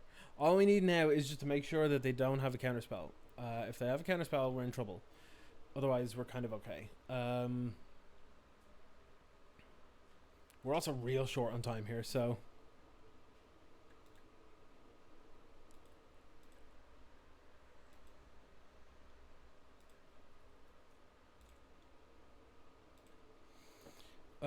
pay...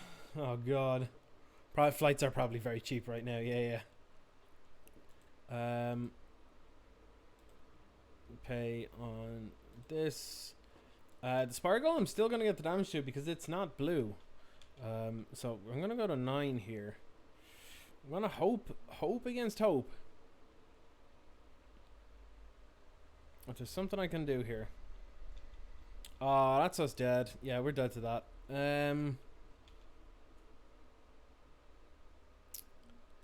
Yeah, like if we play this now, this is like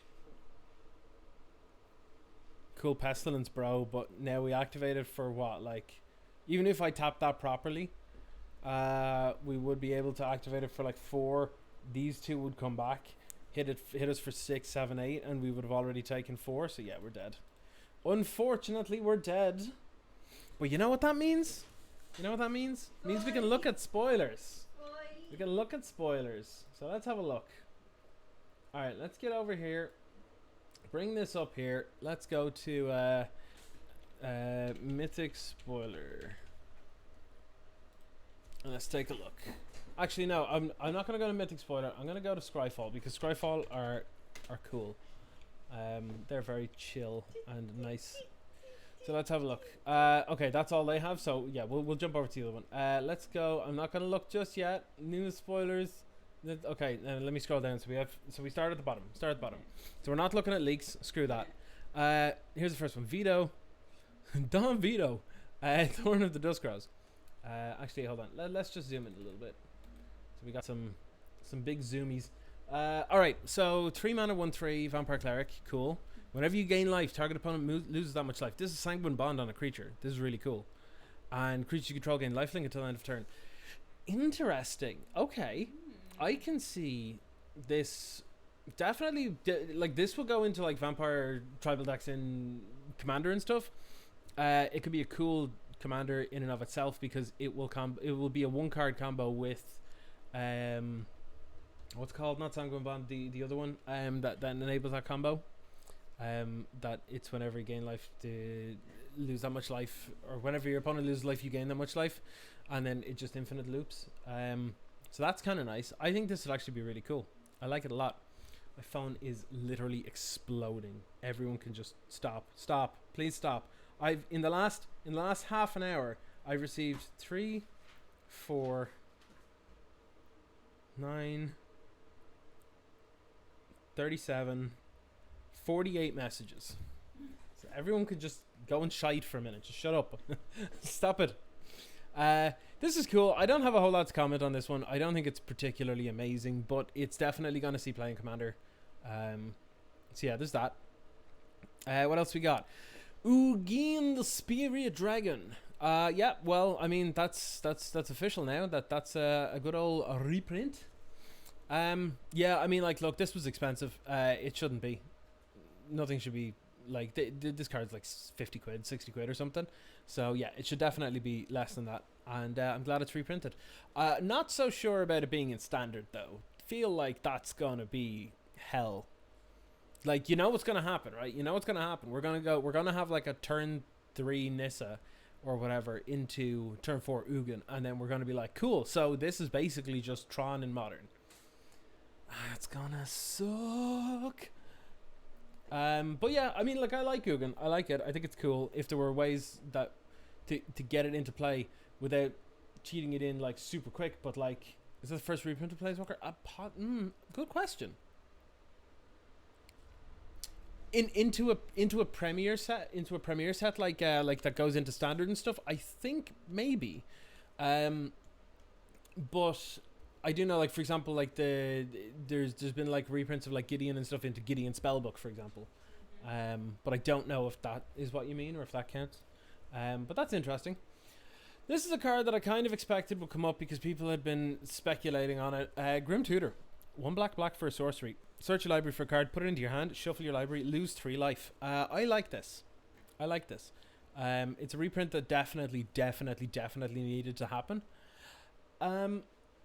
And yeah, it's real good. I mean, this is real good. But the only thing though is, like, is it actually that good? This is the thing. Like, in standard and stuff, is it actually that good? Like, in Commander, obviously, this is a staple. You know, like, you need like you need tutors for consistency, so you put in loads of tutors and stuff, and that's fine.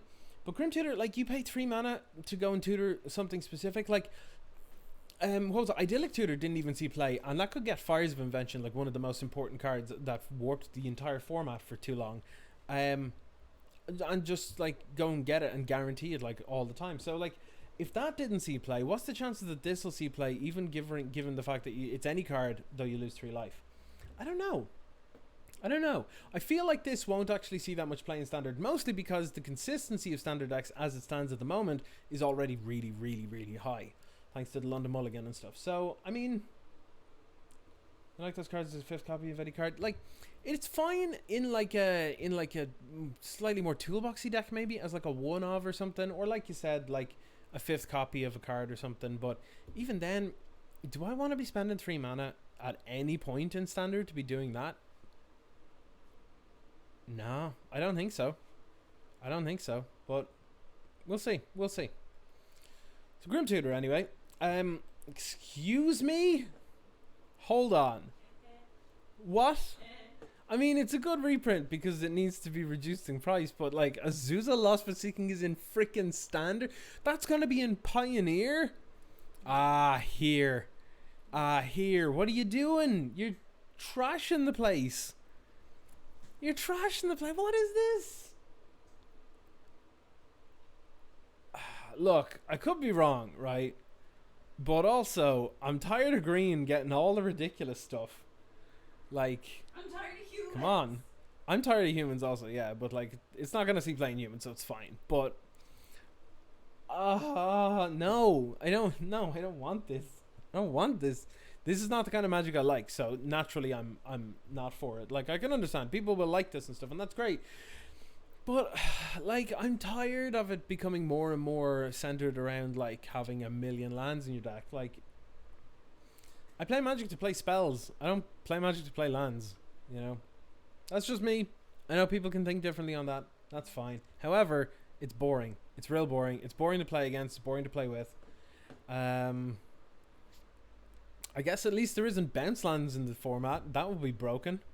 Unless there are. And they've been printed. I just coughed. That wasn't. Yeah, I just coughed.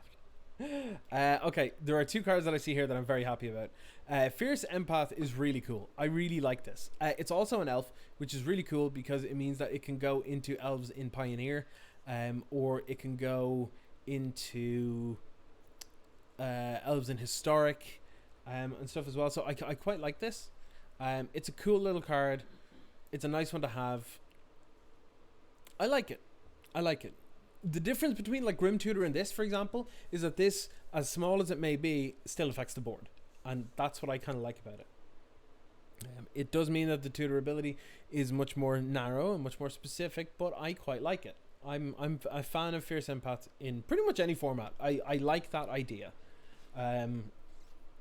And what can I say? Tormod's Crypt is just some of my favorite graveyard hide of all time. So yeah, I'm in. I'm all for this. Absolutely all for this. Not much I can say on this. This is the card that is almost definitely the one that they said is a reprint that was a time shifted card, because this is on the Time Spiral time shifted print sheet. So that's what this card would be. A lot of people were like really unsure about what that would be, because it could have been any number of ridiculous things, or just something real mundane like Disenchant, because Disenchant was on the time shifted thing. But Tormod's Crypt, yeah, love it. Absolutely love it. Let's move on a little bit further. Is this just modern the set? Ruined Halo? Are you kidding me? Oh wow. All right. Well, I mean, like, yeah, it's real good because it's gonna make the mono white and Selesnya Aura decks like way better, but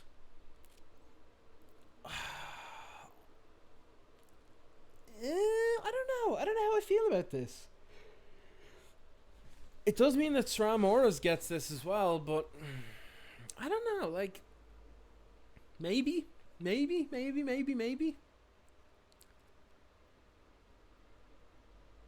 I don't know. Like, I like it because it's not something that's going to enable something broken, and it's not like shutting down entire decks unless the deck is doing something so degenerate that it's a massive glass cannon that just like hinges on the one card. So that's fine.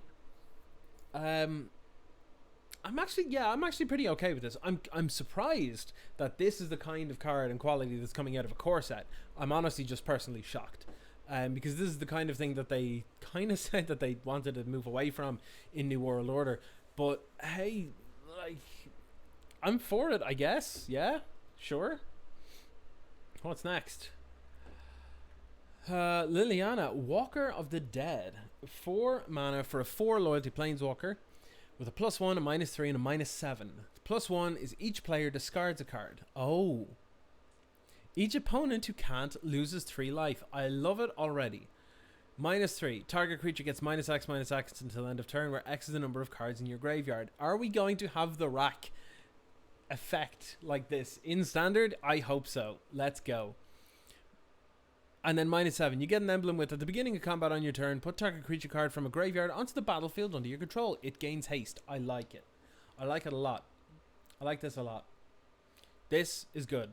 I know that these like discard and rack effects are not particularly good anymore because, well, to be perfectly honest, card advantage does not matter anymore, really. It doesn't matter how many cards in hand you have.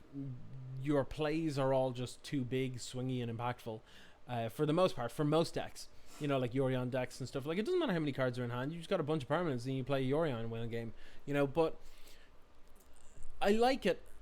And I like the way that they're trying to enable that. They have made incredibly egregious design mistakes that have prevented things like this from actually being useful.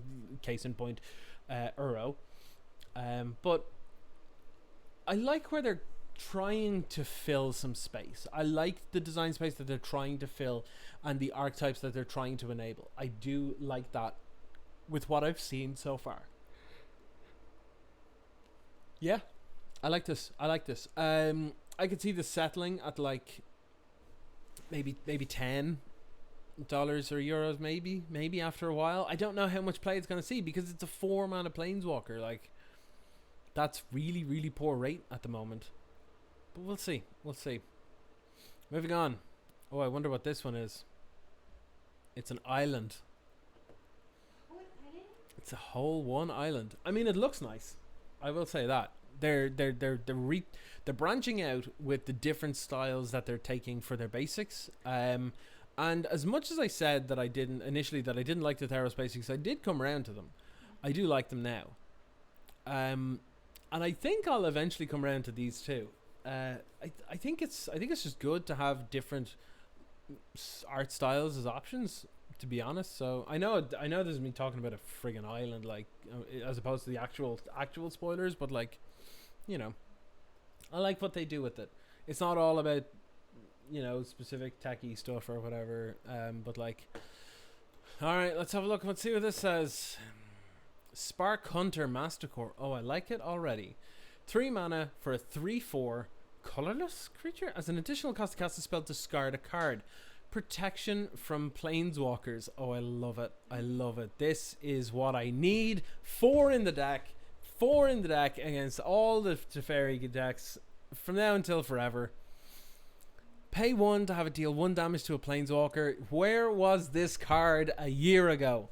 Why did you make us go through Standard without this for a whole year? Where were you? Why? Wizards, please. Give us more of this more often. It's more fun. And then pay 3 to have it gain indestructible till end of turn. This is great. This is really great. I like it a lot. I like how it's not unbelievable either, because that's not an amazing rate. Like 1 mana for 1 damage, not amazing. However, it still works and it still gets through creatures for that reason. And it has protection from planeswalkers, so it can't be targeted, but it can't just get a free attack into planeswalkers because creatures could be in the way. But that means it does have a bit of reach. So I do like it. It feels good and pretty strong, but not ridiculous. Excuse me, just yawning. Trying to think of where I would put it though. I mean, I'd probably just put it in the sideboard of a lot of things. Main board of a few things. But I like it a lot. I like it an awful lot. Next up, let's see what we got. We have Teferi's Protege. 2 and a blue for a 2/3 human wizard. Surprise, surprise. 1 and a blue and tap it to draw and then discard. This is draft stuff. I mean, it's fine. It's pretty obvious that blue in this set wants to draw and discard. Seems to be the thing. It's fine. I've nothing else to say on it. It's not particularly good. Teferi's Tutelage. Oh, Tutelage, eh? 2 and a blue, enchantment. When Teferi's Tutelage enters the battlefield, draw a card, then discard a card. Huh. Whenever you draw a card, target opponent mills 2 cards. So mill is now officially like a keyword ability. To mill something. Like normally it's put these cards like that, put the top 2 cards of their library into their graveyard. Milling is now, they've now just recognized that it's just unilaterally used as putting cards from the top of the graveyard, or the library, into the graveyard. I like that. I like that they've adapted that. That originally came from Millstone. If anybody doesn't know where milling came from, because it used to be a win condition in old control decks. 2 mana artifact where you pay 2 and tap it to put the top 2 cards of the library into the graveyard. So Millstone, it just became like, oh, we just mill your opponent. You know, they'll pay 2 and tap it and be like, oh, mill you, Millstone you. Just got shortened to mill you, which then got changed to mill. So that's where that came from, and that's really cool to see. I like that. I know these are small little things, but it's real cool. And whenever you draw a card, target opponent mills 2 cards. I like this. This is like Sphinx's Tutelage, except different. But it's cool. I like the way they're trying to enable some sort of little mill possibility kind of stuff here. I kind of like that. Next up. Ooh, Teferi's Ageless Insight. Anything to do with Teferi, I'm skeptical, but we'll see. 2 blue, legendary enchantment. If you would draw a card, except the first one you draw in each of your draw steps, draw 2 cards instead? Okay, I mean... yeah, I mean, I can see it being used in, like, Commander and stuff for sure. I'm pretty sure this could cause some infinite loops. Yeah, I like it. I don't know where it'd see play, though, is the only thing. Like, Brawl, Commander, that's about it. Like, I wouldn't spend 4 mana to not draw cards. You know what I mean? Like, this literally is a do-nothing enchantment. It just sits there. Like, you go turn 4, or even turn 6. You know, 4 mana. There you go. Pass turn. And your opponent's like, cute. Untap. Ugin. You know, like, there's... yeah, no. I'm not on board with this. This seems like a trap. This seems like a trap. I don't think it's very good at all. It's cool in Commander decks and stuff, and we'll be able to enable combos and stuff in there, but otherwise it's a bad card. Genuinely, it's not a good card at all, I don't think. Alright, so let's address the elephant in the room, the one that I was talking about earlier. Here he is, the man of the hour, or several hours, Teferi, Master of Time. 2 blue for 3 loyalty planeswalker. Now you can activate the loyalty abilities of Teferi, Master of Time on any player's turn. Anytime you could cast an instant. You can +1 to draw a card and then discard a card. That's fine. That's fine. You're not up cards for doing it, so I'm okay with it. -3. Target creature you don't control phases out. So you treat it and anything attached to it as though they don't exist until its controller's next turn. Phasing's weird, like real weird, like I don't understand it properly weird. And then -10 is take 2 extra turns after this one. Well, like, it's gonna be an age until you get to that, and you might do it like twice ever, but activating at instant speed is real good. I cannot stress how too good that is. It's good to have those abilities aren't particularly amazing, but also, oh no, I don't know. You play the mill 2 card enchantment when his emergency powers, you can win. I mean, yeah, that's fair. The only thing though is that you have to cast emergency powers in a format where mystical dispute exists. But I can get on board with it. I can get on board with it. Okay, so with this, let me say with this, I am not looking forward to standard between now and rotation, because of, well, exactly this card. Because here is the play pattern that I expect to see, particularly in the likes of Azorius control decks, where they're going to be able to tempo you out as well as control the board. And that is, they're going to go Teferi, turn 2, like say turn 1 pass a turn, turn 2 end step flash in Omen of the Sea, turn 3 Teferi minus bounce your creature, draw a card, and then, you know, pass it over to you, and then you go, okay, play Teferi, the 4 mana Teferi, uptick on the small Teferi, pass the turn, and then if they decide to start attacking stuff or whatever, you can just be like, yeah, before damage, minus, gets phasing, lol, get wrecked. Like, I know that I'm complaining about this, considering that there's only a few months left before rotation happens, but bear in mind it's still like 4 months, so I don't know how I feel about it, to be honest. I don't know how I feel. It's a strong card. It's a good card. Absolutely. Do not get me wrong. It's nowhere near as egregious as 3 mana Teferi. And honestly, I don't mind the activating at instant speed. I actually don't. It's the fact that it's in conjunction with Teferi, you can't have fun. That's where it's real bad. That's where I hate it. That's where I despise it. I would probably run this card. I like this design. I like this card. My problem is that it's in the format at the same time as the 3 mana one. If 3 mana one didn't exist and I saw this, I'd be like, that's some cool design space. Yeah. And honestly, I do think it is cool design space. Like, being able to activate it at instant speed is cool and interesting. And their things aren't that good because, like, they can like, you can -3 phase it out, but then Teferi's gone. You know, Teferi's then gone. So, like, this card itself, fine. The environment in which it's entering, not fine. Abort. Like, but overall, I do actually like the card. Despite the fact that of what I said. But as much as I like it, and as much as I can see myself using it, I can also see myself utterly despising it. So we might be running a few of these. But we'll see. What's next on the list? Well. Baneslayer Angel is back in standard. 5 mana, 5/5, flying, first strike, lifelink, protection from demons and from dragons.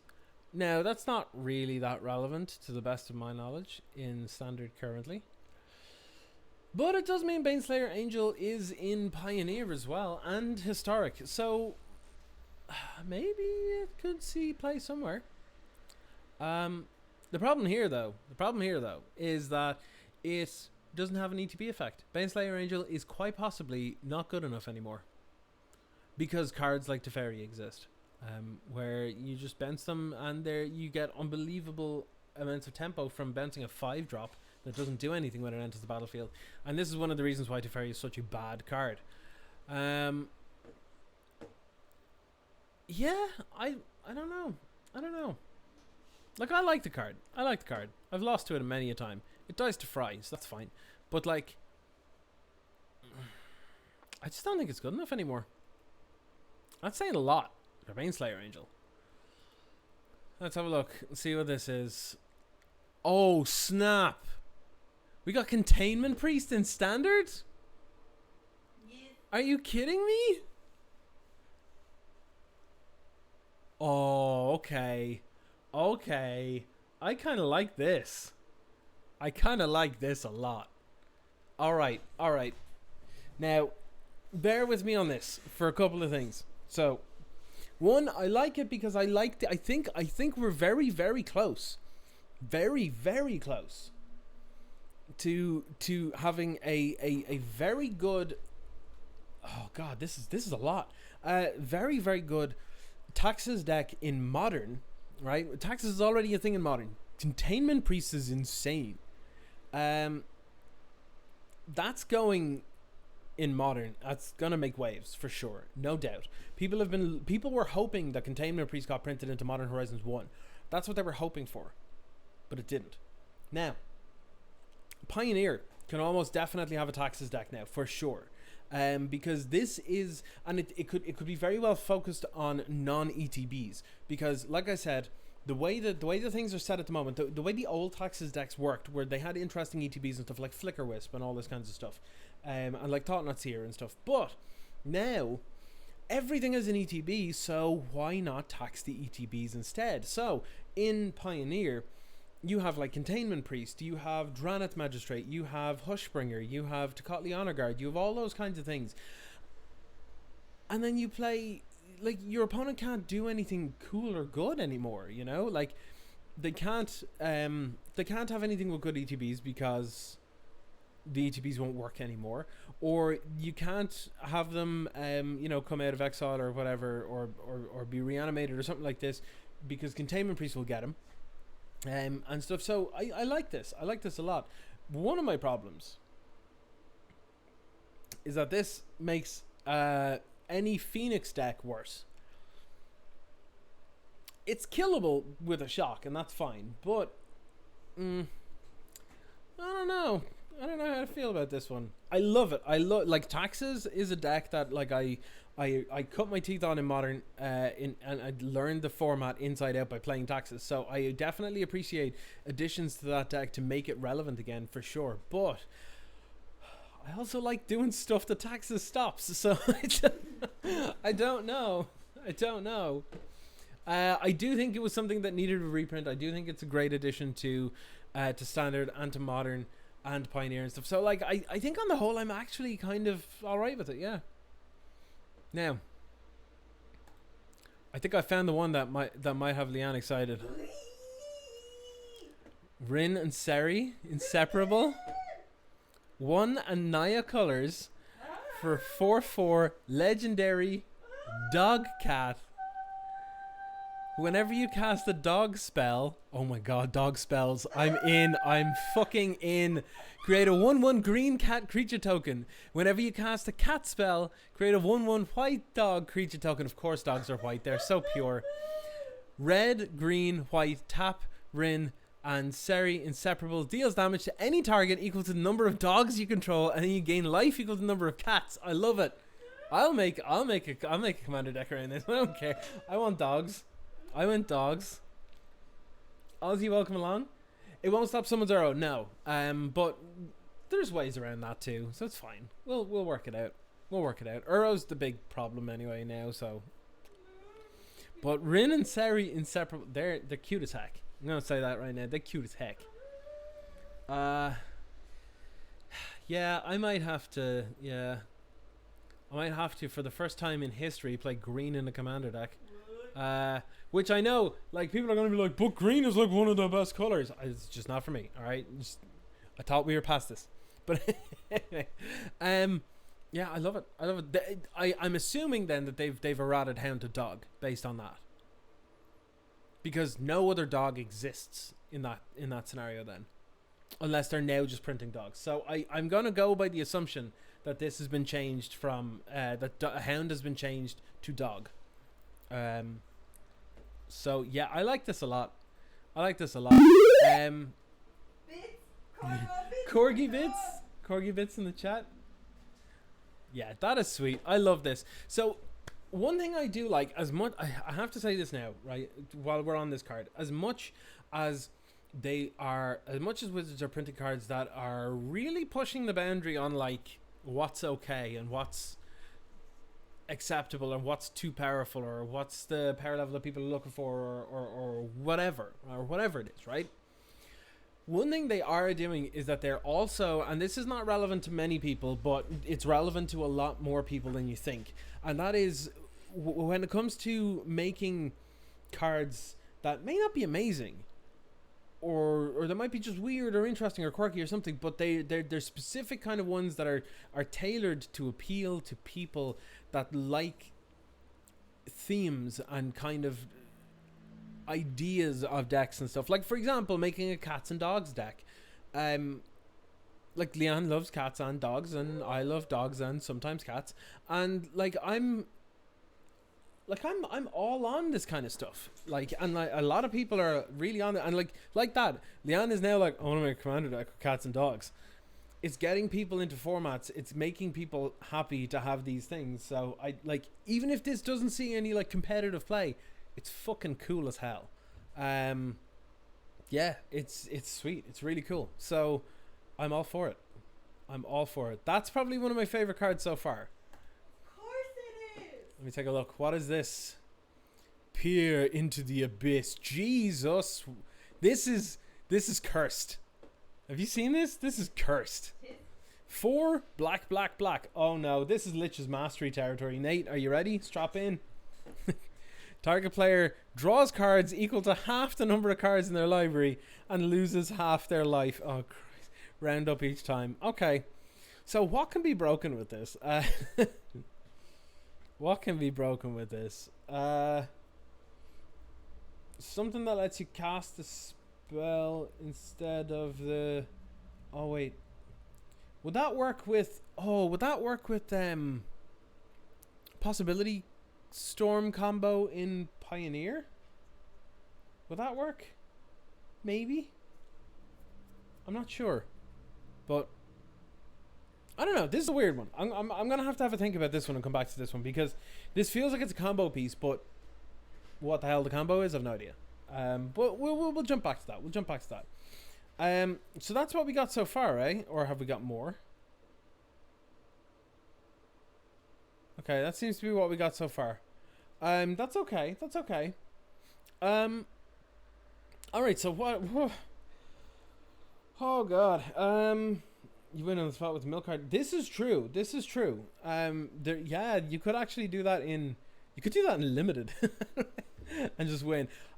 Some of the scary cards that I see that are scary here. I don't know how I feel about Ugin being in standard. I really don't. I really don't think that's a good idea. But we'll see. We'll see. See, this is the kind of card. This is the kind of card that's like, oh, it's real expensive, so like you'd have to work to get it. The only problem though is that you don't have to work to get it right now, especially when you add stuff like Azusa Lost but Seeking and your decks run like 32 lands anyway. I don't know. This is the style of Magic that no, not for me. Not for me. I want to play with like 2 lands ever, and cast lots of 1-mana cantrips and stuff. That's my jam. This playing multiple millions of lands every turn and stuff, I'm like, don't know about that now. But so yeah, there are some things here that are really cool. One of the ones that I'm actually probably happiest about is Spark Hunter Mastercore, because we need more of these kinds of effects. We need more of these kind of effects. One thing that I want to see, you know what I want? Yeah, I've actually, you definitely know this because I've said it before. We need something that's like, I would accept 1 black mana sorcery or 1 and a black instant, destroy target creature or planeswalker with CMC 3 or less. So it's like halfway Fatal Push, but also including planeswalkers. If we get something like that, I would be happy. I would be pretty happy, because that will at least allow us to deal with the 3-mana planeswalkers and stuff. However, I'd also actually be kind of annoyed if it comes in now, because we've only got a couple of months left of them in the format anyway, so what good is it going to do? But Emily, welcome along. That's a leaked card. Like, as in that, like, that's real? What I've just said? Because I've been advocating for that for like, how long have I been advocating for that? For which one, sorry? One in a black instant, destroy target creature or planeswalker with CMC 3 or less. Yeah, you have been. I've been saying this for like forever. Exactly that. Okay, I'm not gonna. I'm not talking about leaks. I don't talk about leaks on the thing, but official spoilers only. I did not. I was not made aware that was actually a thing. Okay. I guess I'll believe it when I see the official spoiler. But now I'm looking forward to it, I guess. The only thing though, like I said, is that if that's it now, like sure that kills Teferi and stuff, but like it's gonna be, I don't know. Like I said, all the good 3-mana planeswalkers are rotating in a couple of months anyway. So like having it this late into the format, unless they plan on printing a whole lot of other 3-mana planeswalkers, which they absolutely shouldn't. But anyway, then I don't know. It feels like it's a little too late, you know. I'm hyped. Yes, based on what I've seen here, they're looking to up power level of standard for sure. They're looking to sort of maintain it, I think, close to the level that it's at now. Like, would I put this? Sorry, would I put this? It's what we've seen so far at the same level or higher than Ikoria. I would not. I would put it very slightly based on what we've seen so far, and I know it's a very small amount, so you know, take this with a pinch of salt. But I think this is slightly lower power level, slightly, very slightly, and I think I'm okay with that. I think it's currently too good. As weird as that sounds, I think standard is currently too powerful. I know a lot of people complain that it wasn't powerful enough around like BFZ kind of time, so they upped it, but it only took place over the last little while because of the scheduling that they have to do for their sets and stuff. So I don't know. I mean, yeah, we'll see. I guess we'll see how the rest of it pans out. But if they're starting to dip the power level a little bit, I'd be okay with it. I would be okay with it. I'm very happy to see fires being banned when you have things like, you know, Pierce the Abyss or Baneslayer Angel or whatever. I know that Baneslayer actually honestly probably wouldn't even see play with fires because again it doesn't do anything the turn it comes down, so but yeah, it's cool. It started, I think it started to creep up in price a little bit, so it's good to just have it down a little bit too. So yeah, I'm pretty happy with that. I'm pretty happy with what we've seen so far. All things considered, I don't think any of it's that bad at all. Again, my big problem is because 4-mana Teferi is existing in the same format as 3-mana Teferi, which is gonna mean the Pioneer is gonna suck. But it does also mean, like I said, that rotation is not too far away. This is going to be... Am I right in saying that this is the last set before rotation? Yeah. I believe so. I believe rotation happens like 1 week after the next set comes out. But I think M21's looking stronger than Ikoria. Interesting. What makes you say that?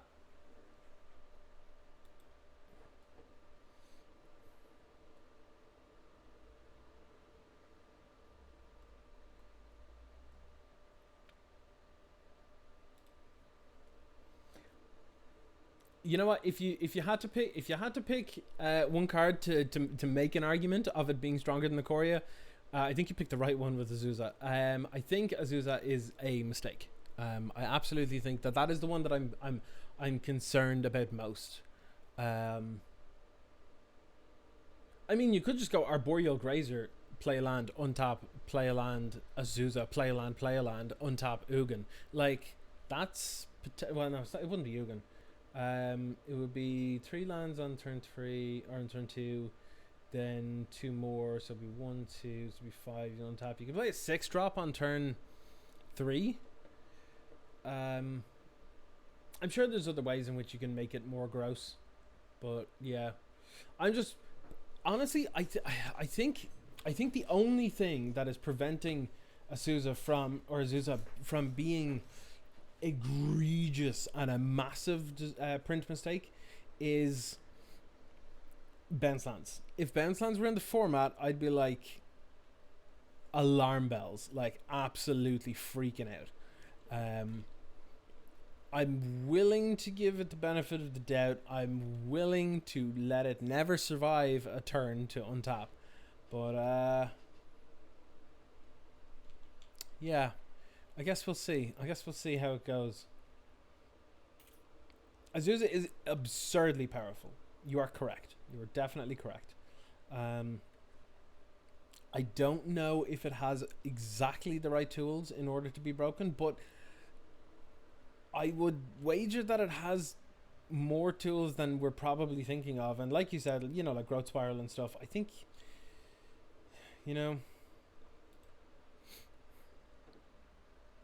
honestly, I don't think the only reason Grim Tutor is that expensive is because it just hasn't seen print in a long time. I really don't think it's that big of a deal. Because again, like I said, like the biggest and most powerful card in the format up until recently was Fires of Invention. It warped the format. Whereas now that it's gone, it's going to be something else, right? And Grim Tutor can tutor for whatever that is. Sure, that's fine. However, Idyllic Tutor was in the format and can get Fires of Invention every single time and curved into it as well, like turn 2. You know, turn 2 Idyllic Tutor. If you're not facing an aggro deck, go get your Fires of Invention. Then the next turn, Fires of Invention, Shadow Sky, or whatever you need to do, or Fires of Invention, some other mad stuff. And it just didn't see play. And that tutored directly without any life loss for the actual just best card in the entire format. So I don't think it's like, it's a powerful card for sure, and like I think people's biases on it might be inflated by its use in EDH and CEDH and stuff, but I think it's perfectly fine for standard, and honestly I don't see it seeing play. And this, I don't know if you were here for this earlier, but I was talking about how I think I'm gonna have to do something here, but I was actually talking about how the what's it called? The reason why tutors don't see play in standard, and that is down to the ridiculous level of consistency at the moment. Now in CEDH and more competitive Commander and all that kind of stuff, you have cards like you've cards that set up combos, and that's what the deck wants to do and everything. So you need all these tutors, and you jam like 20 tutors into a deck or whatever, in order to be as consistent as possible in a singleton 100 card format. Whereas the London Mulligan, with a format where you can have playsets and there's only 60 cards, the consistency is so high that, and the power level is so currently high in standard, that taking an entire turn off to Grim Tutor for something, I can't see myself doing it. I'd rather just mull to find what I need, I think, because despite what people think, you should be viewing mulliganing as a 0 mana spell that says shuffle your hand back into your library, then draw 7 cards and put 1 on the bottom of your library. It should be viewed like a spell as opposed to a mechanic in a sense. That's generally a lot of high level players sort of take on it is to view it like that. And if you view it like that, I would sooner take a mulligan for 0 mana than I would a Grim Tutor for 3 mana, if that makes sense. I know this, it sounds weird and convoluted, and it took me a while to sort of get my head around it when I was first breached the idea, but it kind of makes sense. There is also some of the high level players that you should always try to avoid a mulligan. Who was that? There were players that said you should try and avoid mulligans, but that was while we were using the Vancouver mulligan. They've probably changed their tune since, I would say. Appearance of the Abyss and Underworld Dreams. Oh lord, that's pretty good actually. Yeah, that's pretty good. Okay, so what do I want to do here? Because I kind of want to kill stuff, but also like can't. Honestly, this deck can feel a little bit awkward, particularly with the pristine talismans. Like now it taps for colorless, and then I've got the bounce lands, and I'm kind of like behind on tempo because of the number of tap lands that I have as well. So, oh, I have Nixilis too. Yeah, so we could actually have a weird, again, another weird mono black combo near the end of a format before the last, not the last rotation. Was it the last rotation? Maybe it was. Before one of the rotations, there was a Bantu's Monument deck, and it was weird. It was real weird, but it was real cool. It did like an infinite combo. I can't remember what it was to do with, like Yeheni and Bantu's Monument and the dude that you could the vampire that you could play from the graveyard that gave you the, if you gained life that turn, and it was like a 4 or 5 card combo, and most of the time it was just a Garbo mid-range deck that sometimes had this combo, but it was really cool. But it kind of reminds me of that. This edict is rotting in my hand. I need to Pestilence like ASAP.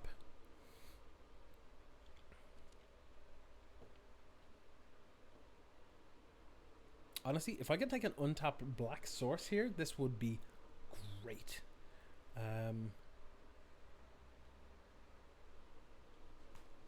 Yeah, I'm very intrigued to see how it goes. What's weird, Emily, just to touch back very quickly, is that I don't, well, personally I think it's not going to see much play, the Grim Tutor, if at all. But it wouldn't surprise me if it did. It would not surprise me if it did. What the hell am I doing here? This, I guess. This feels Garbo. Okay.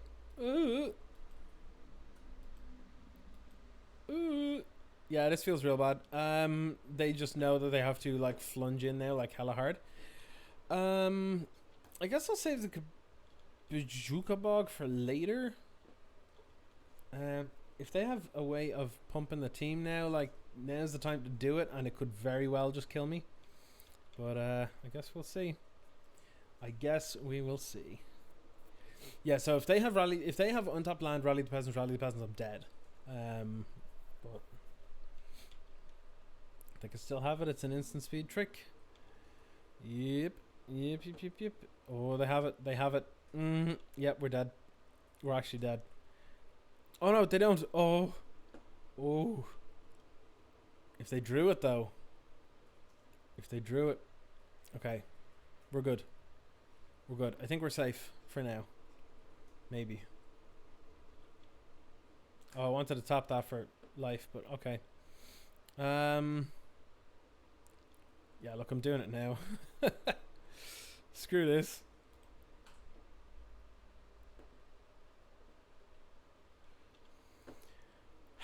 Do I want to activate it again? Maybe. What if I ransack the lab?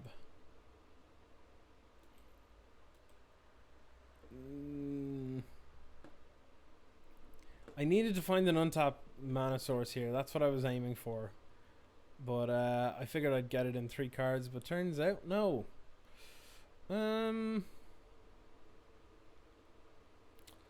Guess I'll get a 1, 2, 3, 4, 5, 6. I think I'll get a ransack the lab. Just get it back. Exile your graveyard.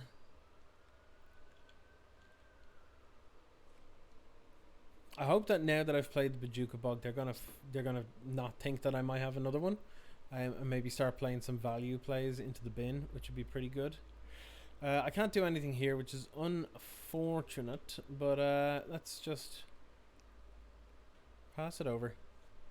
Yeah, it's unfortunate that we're just a little bit short on black mana right now, I think. Not ideal, but we'll make do.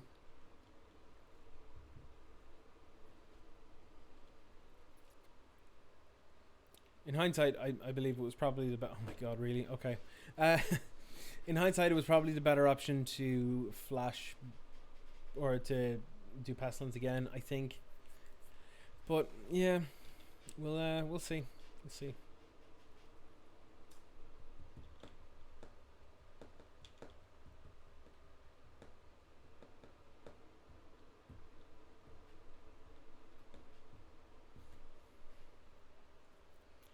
Firebolt my face. I mean, yeah.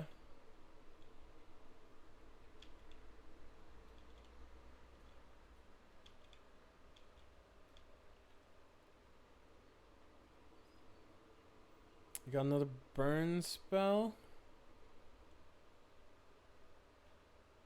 If they have one more burn spell, they win. Actually, I think they win anyway. We might survive this turn at 1. Maybe. That includes Seal of Fire, but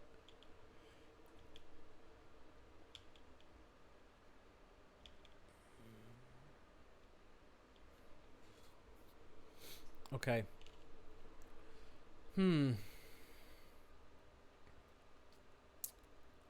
Okay. Oh, okay. Let's gain a life to be sure. Then Bajuka Bog.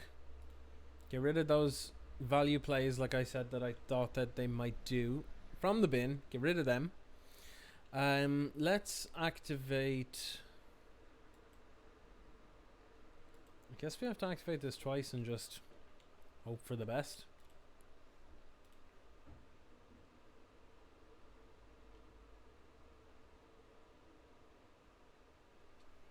Yeah, I knew that there'd be something up here. So hold on. This puts me to 3. So if I activate it again now, it's gonna put me to 2, which means this finishes me off.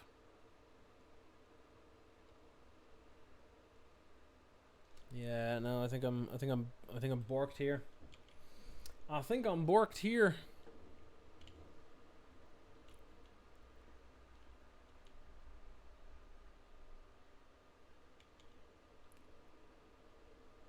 Could edict, but I don't think it does.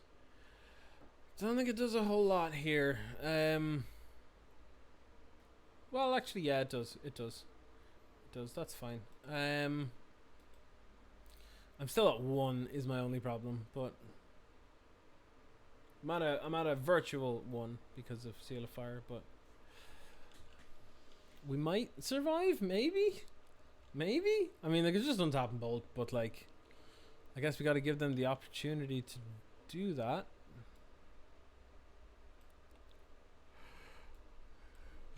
Okay, pass turn. Pass the turn. If anyone knows of any other official previews that come up, do let me know. Yeah, Squadron Hawks of Pain here. That's real awkward. This requires multiple pieces of removal.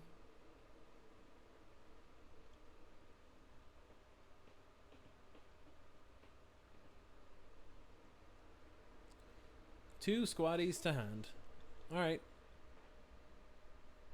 Tells me that they have the other one in hand, because they're not near max hand size, so they wouldn't have gone with, yeah. So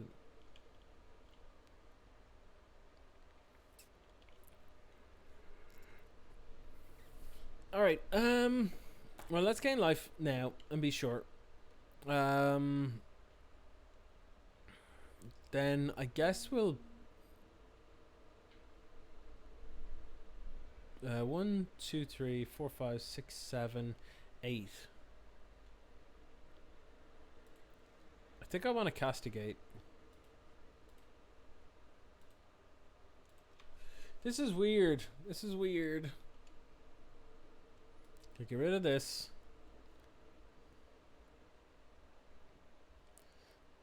2, 3, 4, 5, 6.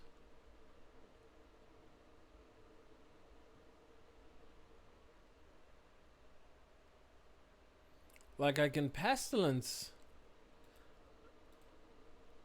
and do Pestilence for 1, And that still puts me at a virtual 1 here.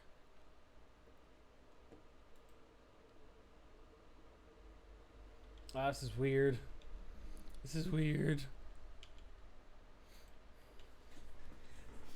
Ozzy, if it's a leak, I don't want to look. If it's a spoiler, like an official preview, then I'm gonna look. Is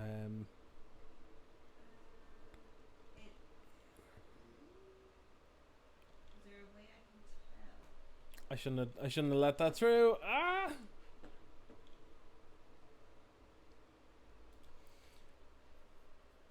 I was looking at chat. I shouldn't have let that through. Well, that was a punt. Oh well. Oh well. It's all good. It's all good.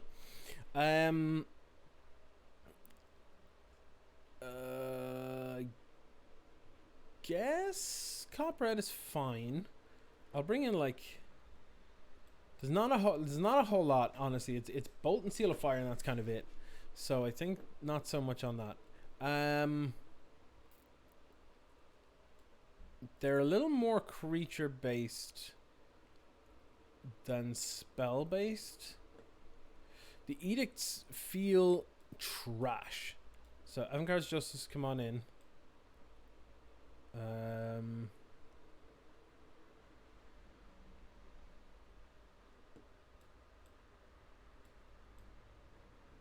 Maybe the rest.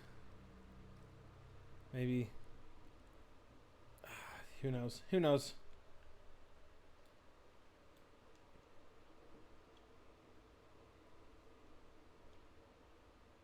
Yeah, let's go with this. I think. Unless we want to. Yeah, maybe we want to take the. Maybe we want to take the monarchy. Because if we can keep the board clear, then we're in a really good spot. So maybe that's it.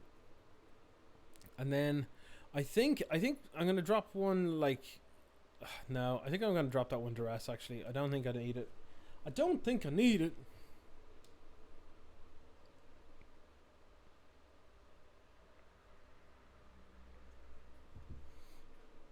Yes, I'd love to take the play.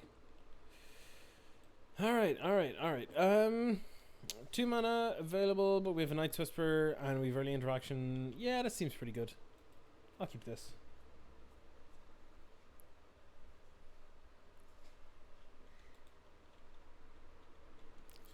And pass the turn.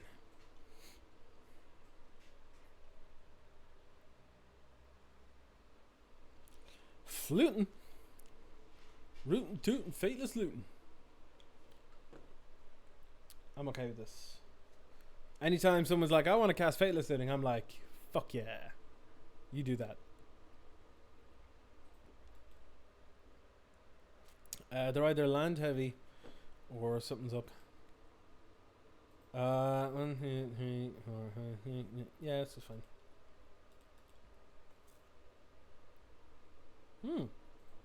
That's not bad. I don't see them doing anything gross next turn, really. So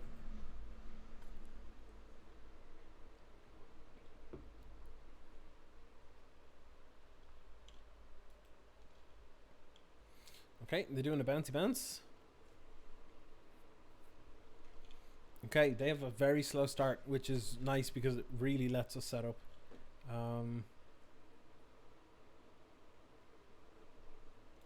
Well, we have enough Pestilence, that's for sure. Oh, you know what I would love to see at a common? I'd love to see Pyrohemia at common. It's Pestilence, only it's red. So if anything, it kind of makes more sense than Pestilence, but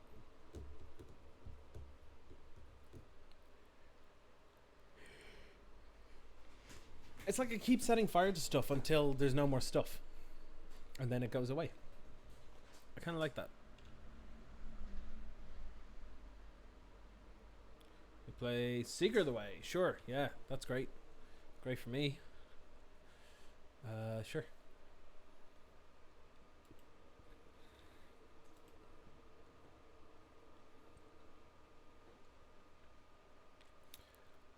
Jukabog, also nice. So my what I want to do here, I want to kill Seeker because they can just run away with that.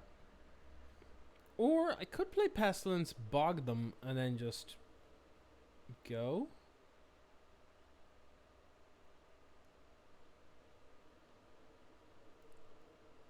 A lot of options here. I think I'm going to play Pestilence, bog them.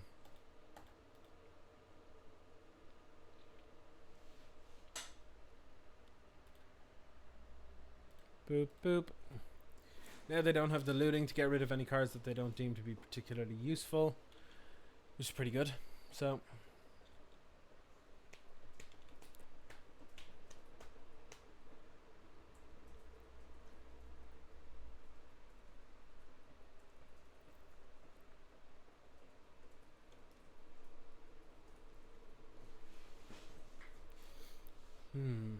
let's see what they're gonna do here now.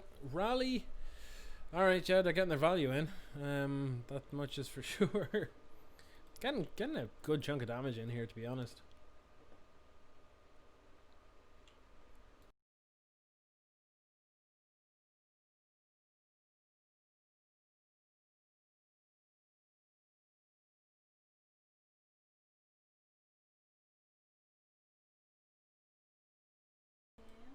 Sorry, buddy, just had to just ask Leanne something there. To tell me to get into the kitchen. That's not true at all. Don't you be talking shit like that. What are you doing? It would make a change because normally it's Scott. I'm always in the kitchen. It's me that's always in the kitchen. And Leanne's like, get to the kitchen. I'm like, oh yeah, alright, will do. Because being in the kitchen's great. I'm going to do this on my turn because I would sooner just get rid of this Pestilence and have them think I don't have one left.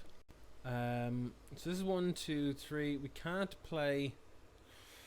Again, too many top lands in this build, I think. Too many top lands. Again, could be wrong, but it's how it feels.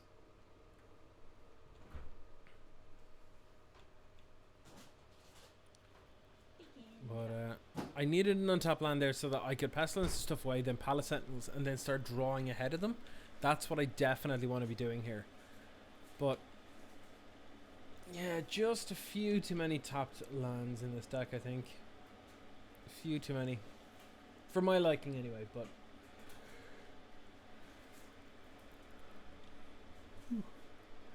I do understand that this is a control deck and therefore, you know, it's going to be a little bit slower to do its thing. They Molten Rain in me? Absolute scumbags. Molten Rain? Molten Rain. Thank you, I needed you to do that. Hmm? I was going to do the Molten Rain bit as well. I guess I'm doing a first Sphere Gargantua. Do they have anything to deal with this? Yeah, I was just boiling the kettle in the background, by the way. If anyone's wondering what the noise is. Molten Rain. I would not have expected them to bring Molten Rain in. But then again, we do have bounce lands, so it's not unreasonable to do it. If it was against just any old deck, I wouldn't be Molten Rain, and it seems utterly stupid. But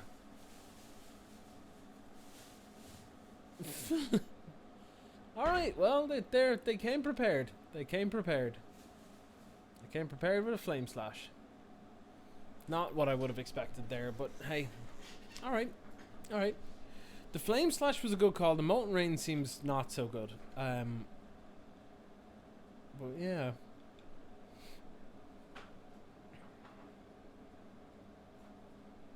Alright, well, I think I'm just gonna be as cheap and efficient on this as I can. Boop. Okay, so that's fine.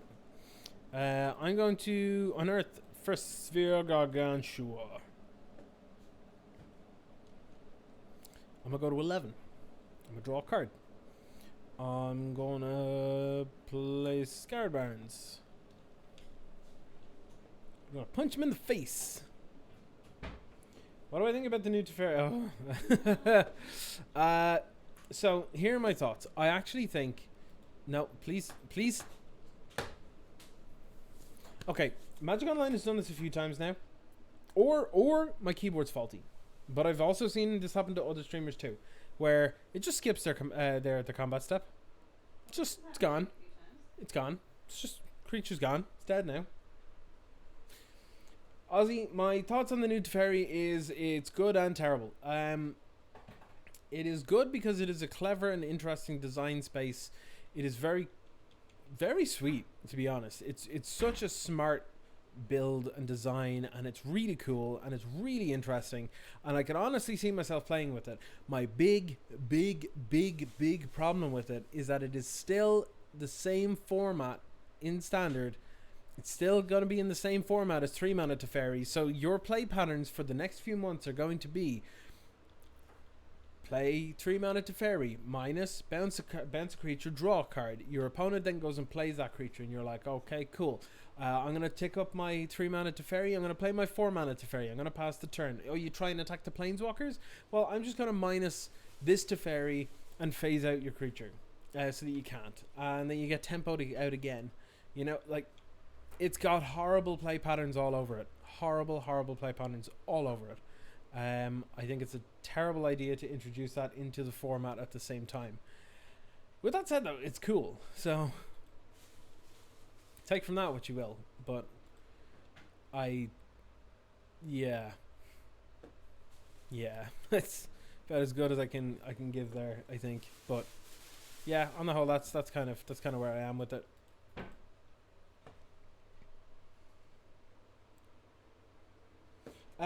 You tick up your small Teferi on your turn, then pass, and then because the new Teferi can be activated at instant speed, you can just wait, and if they attack the Planeswalkers, you can phase the thing out with the Teferi. But if they don't, you can just loot. Like, that seems absurd.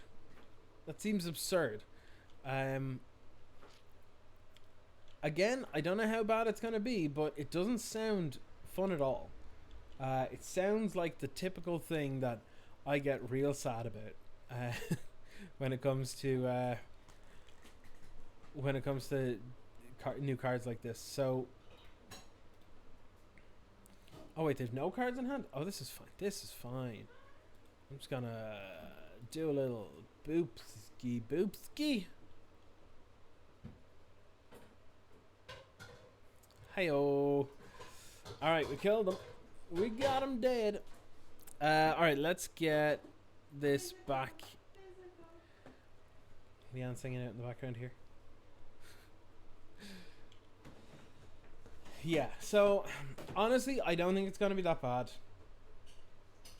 by itself. It can go and shite though if it starts being played with 3-mana Teferi, but you know it will, because it slots right into those kinds of decks, you know. But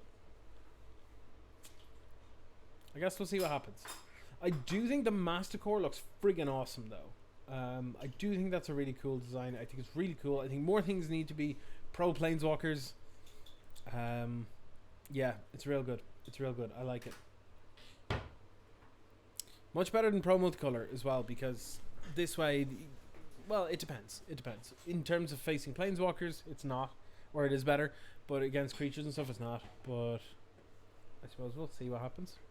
I'm gonna mull this. It's all 4-mana spells. This is a little better, but again, slow as hell. I'm gonna keep this, and I think I'm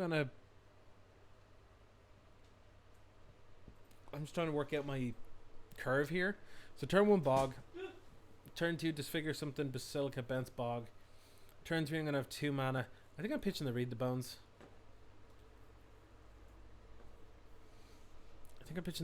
Because I won't get to play it until at least turn 4 or 5, based on the lands and stuff that I'm keeping. So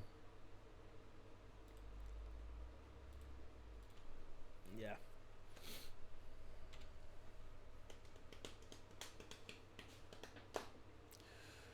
All right. Let's see. Okay, so they have a bit of a slow start too. So I'm kind of happy about that, to be honest.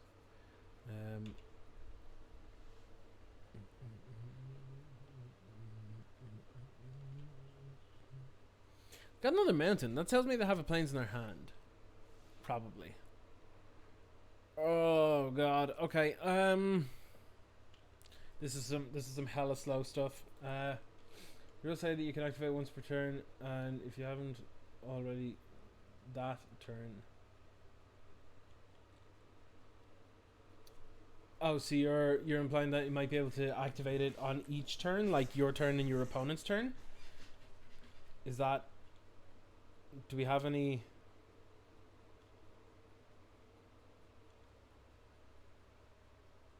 Do we have any confirmation of that? Is that how it works with? Is that actually the best thing? The best thing to check is the Commander Planeswalker Teferi, because that's their emblem or something, right? Isn't it? That you can activate Planeswalkers at instant speed or something. You gotta be shitting me, really? Molten Rain to me?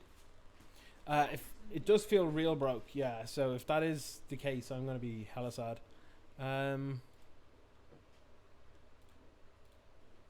Bog my opponent again.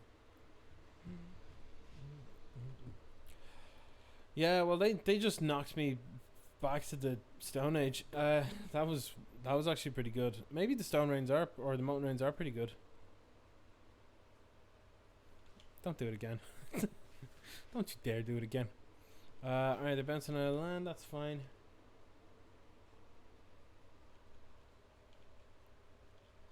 I think I would risk disfiguring the Seeker here.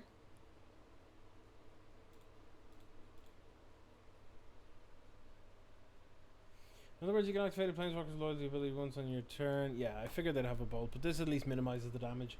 You can activate a Planeswalker's ability once on your turn and once on each of your opponent's turns. Oh, that's significantly worse. As in, more powerful. Oh, God. Gross. So basically, on like turn 3 to Fairy. Oh, God. Turn 3 to Fairy. Minus bounce creature, draw a card. Turn 4, tick up small to Fairy, play big to Fairy, tick up loot. Then on their turn, tick down phase. And then, oh, no way. No, that's horrible. That's absolutely disgusting. I can't. No, I'm not okay with this. I'm not okay with this.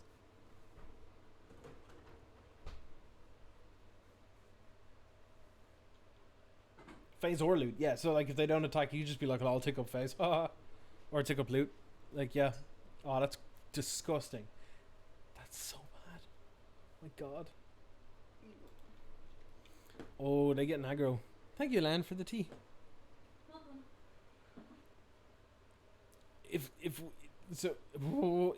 If what you're saying is correct, I'm very sad.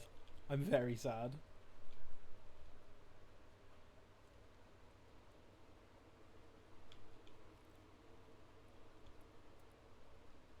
So what they're doing here is they're putting the pressure on. They knocked me off a bit. They noticed my slow start with the bounce lands and the top lands. So they're. I'm dead. I'm as dead as a doornail here. I'm gonna have to bounce this bog back to hand. Then I have to go to discard. Oh no, that Molten Rain actually did it. To be fair, this time that Molten Rain did it. I would actually be okay here. So I think I'll still play standard, but I would not be happy playing standard without. I would not be playing standard with until rotation happens, at least. This is the thing. My main problem with it, even now knowing that it can be activated essentially twice every turn, is that my main issue is because you have the 3 mana Teferi that stops interaction. If you've 3 mana Teferi that stops interaction and then play the 4 mana Teferi, you're just going so far ahead of your opponent. And the thing is, like, this is why Teferi should have been banned. Teferi should have been goddamn banned, because it makes other things that should be good by themselves just too good. I'm dead before I can even play like a 3 mana spell here. My mana base killed me this game. Well, so did the Molten Rain, but you know, that too. I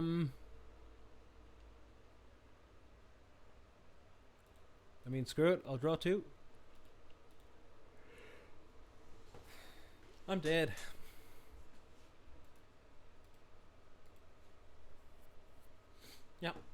Yep, just drew all my Bajuka Bogs.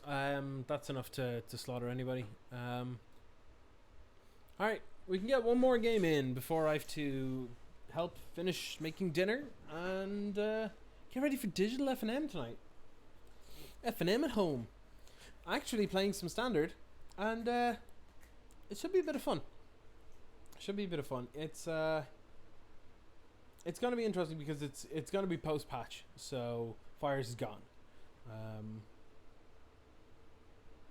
So I'm looking forward to that. This is okay because it's got some disruption, it's got the colors I need, it's got a little bit of life gain, and it's got removal and then card draw. So yeah, this basically has a little bit of everything. I like it.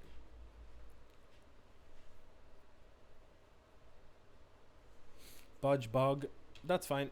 We could be against the same thing, or mono black control. So what am I going to play? I don't know. I saw on Versus Live recently, Corey Baumeister was playing Is a Phoenix, and it just got me going. I was like, oh, there it is. But you know, if that's like, that's my typical kind of thing. You know, it's like, oh, is a tech that might be good, play it. But I might try something different. I might try like Simic Mutate or something. Because normally I'm like hella out on green. Like, green is just the color I identify with least. I feel the least draw to. It feels the weirdest to play to me. And I know it's different for everybody, but like, you know, just that. But I don't know. I feel like maybe I'd do something different. Maybe. But we'll see. It's auras for you. Auras are cool. I like them. It's not my typical jam, but one thing I've noticed as well is I found recently, and when I say recently, I mean like within the last, I'd say, year or so, is that they've very much, I think I'm getting rid of you, Keep a Gang Shinobi here.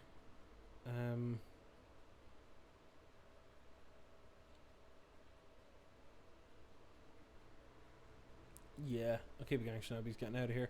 I've very much gotten into white-based decks. Now, again, like I said earlier on, I cut my teeth learning Modern through playing Eldrazi Taxes and other Taxes variants over time. And then I eventually moved into Is a Phoenix and stuff. But that kind of gave me an appreciation for small white creature decks.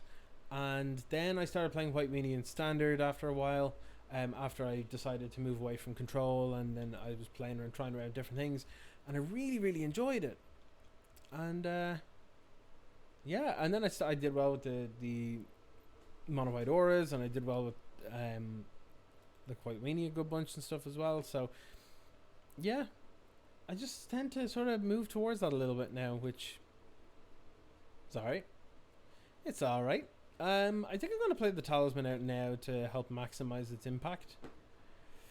But yeah, again, unfortunate that this taps for colorless and not literally anything else, but take what we can get, I guess. But yeah, essentially where I was going with that was, white decks have been real fun for me. I've been really enjoying them over the last while. Kumbaj Witches. Not the greatest thing to be facing here. You know, deadweight not killing him and all this kind of stuff. I needed to tap this for mana. Damn it. Oh well. And now we have 1, 2, 3, 4, 5 mana. I'm kind of good to just draw some cards. Not really what I wanted to see, but hey, you know what? I'll go again. I'll spin again. What do I want here? I definitely want to read the bones, not more land. I've got enough of that. And then I think I'll just deadweight this now. Yeah, that's a fine turn, I suppose. It's K.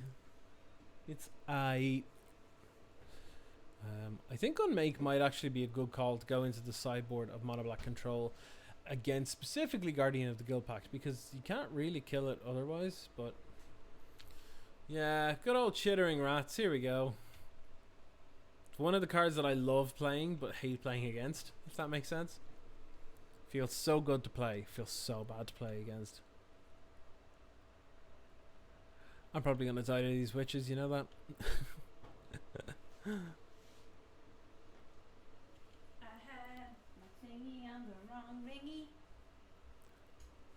Lan's singing something. I'm gonna do this. I'm gonna read them bones. Do I want another Guardian? Have I got time for it? Probably not. Well, they have Edict effects though, so let me see. 1, 2, 3, 4, 5, 6. It'll be like 2 more turns before I can get them out, so yeah, I'm gonna bottom both, I think, here. Well, actually, this one's okay. That's also okay.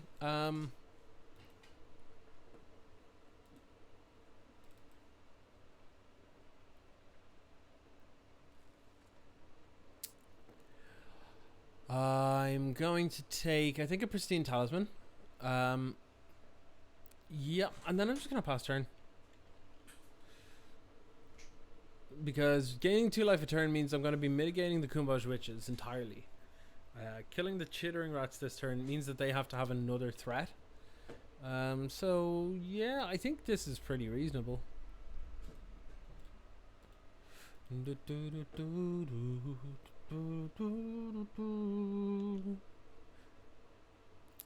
Alright, hit me. Hit me. Good stuff. Now, okay, this cycling Barrymore. Alright, bug. Let's go with this.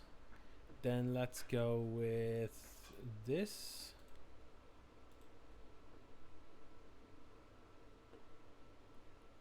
Then bug them, I guess.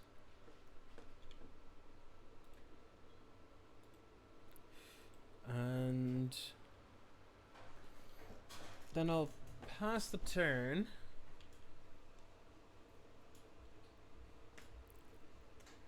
Now, they could just have an edict and then we're like, alright, wrecked, but yeah. They had a lot of cards in hand, so that's 6 cards. Deck normally runs anywhere between 4 and 6 edicts. Main deck, so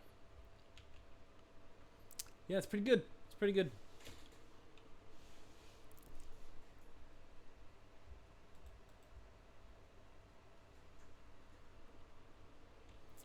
Okay, well, this is a bit weird, but we're kind of running out of gas here. Maybe it was right to take the Read the Bones instead.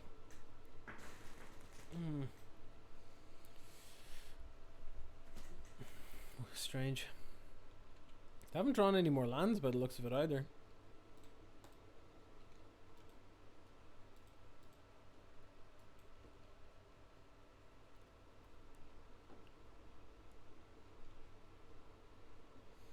That's a pain in the ass.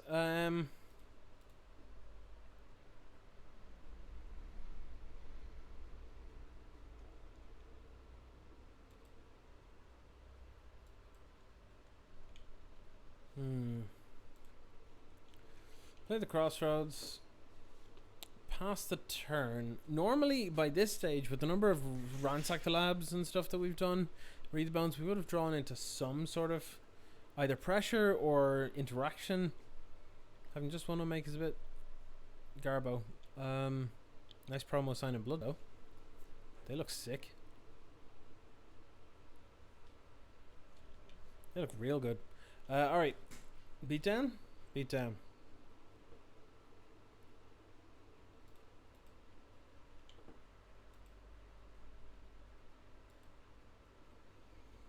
Mm-hmm.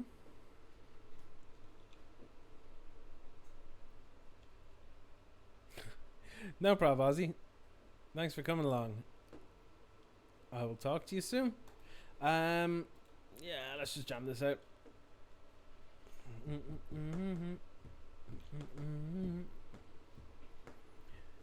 I think if when the game goes long, I think we can just win.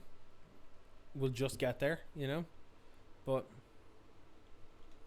all right, looks like I'm unmaking one of these. Unmake my heart. Get wrecked. Sure, fire off the rest with no value.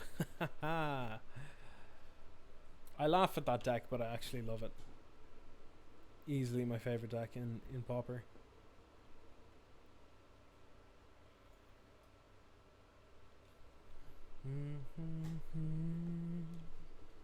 What you got, opponent?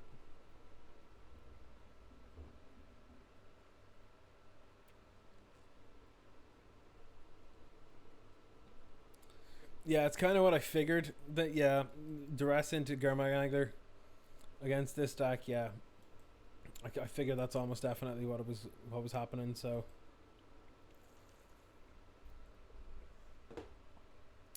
really though, I mean, if to take it out of my hand, because if they what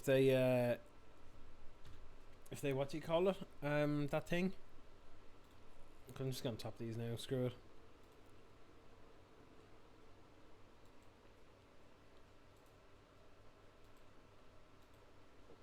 Let me tap these. Yeah, so if they have more chittering rats and stuff, alright, this is awkward. This is very awkward, actually. We're probably gonna have to bring our Monarch cards in post board. Yeah, that's fine.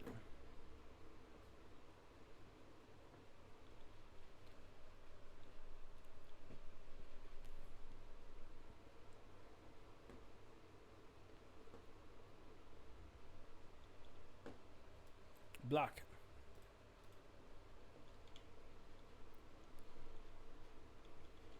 Yep. Draw a card, yep. So what we can do is we can attack with the Guardian to try to get that to get the thing back, but oh, maybe we just play that.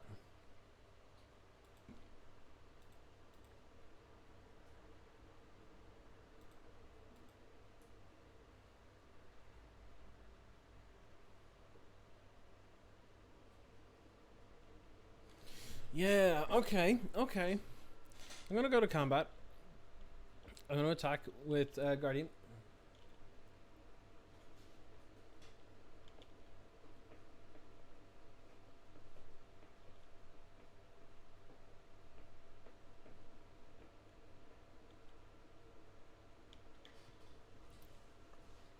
Draw a card. First Sphere Gargantua. Pretty good card to draw, all things considered. But yeah.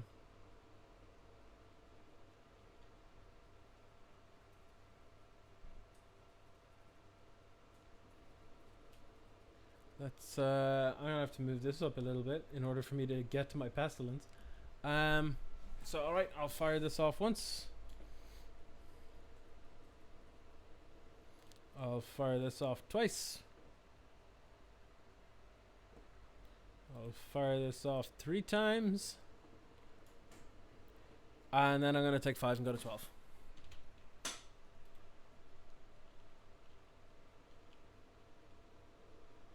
That sounds fine. Yeah, they become the Monarch. They'll draw 1 card. That's fine. No big deal, I don't think. Oh But no, emergency! they can't take my first Sphere Gargantua with the duress. As far as I know, they don't have anything else in the deck that can take it out of my hand, so I'll get the value for it. Stupid edict. Alright. Yeah. That's probably gonna cause me to lose the game now. Yeah. That's a beautiful draw though. So I'll take it.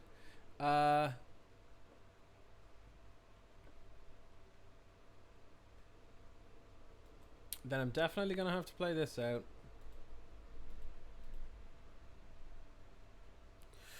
First Sphere Gargantua. These decks are actually pretty solidly matched by the looks of it. Not a great card to have right now, but sure, look. They're determined to kill everything that I have. But okay, yeah, I'll take it. Yeah, it made sense that they did it there so that they could kill Pestilence, because Pestilence would be pretty rough against them. But yeah, my concern now is that they could have another Defile, or they could have a Diabolic Edict. Usually they run 1 or 2, or sometimes Gets Verdict, which I think is actually just strictly better in that deck. But yep, draw a card.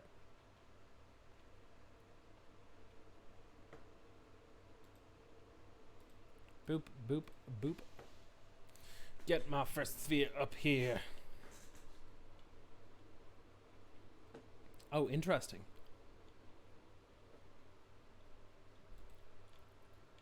I'm gonna hit it before damage. I can feel it. Called it. Called it. Normally, that deck only gets the Monarchy when it knows it can't lose it. So I guess that's 1, 2, 3, 4, 5, 6.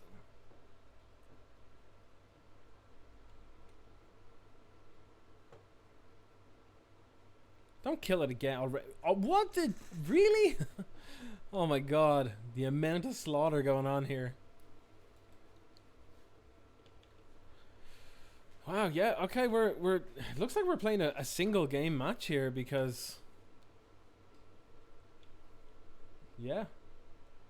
We're running this down for sure. Sign Blood, yeah, drawing a lot of cards there. They're halfway through the deck. We're over halfway through our deck as well, though, so Phyrexian Rager, that's fine, that's fine. Can deal with that.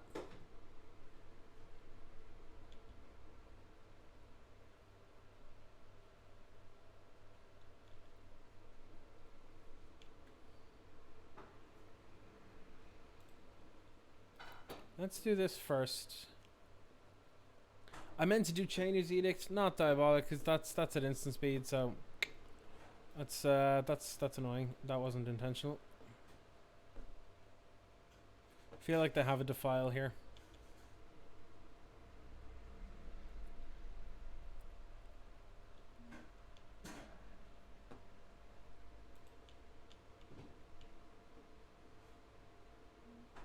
Here it is. Jeez, yeah, that's a beating. All right, Pristine Talisman.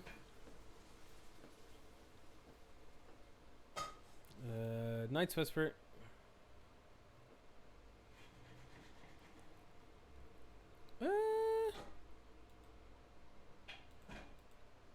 Dress. Let's see what you're working with. See what you're working with. Seem to have Christ on a bike. All right, well. Sure. All right. So,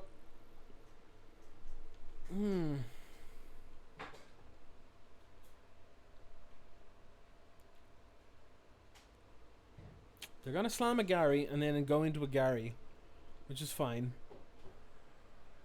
It's not gonna be that dangerous, to be honest, but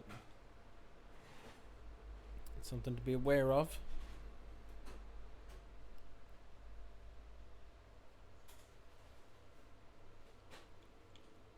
I'm gonna draw a card. They've drawn an awful lot of cards off the Monarchy here. I'm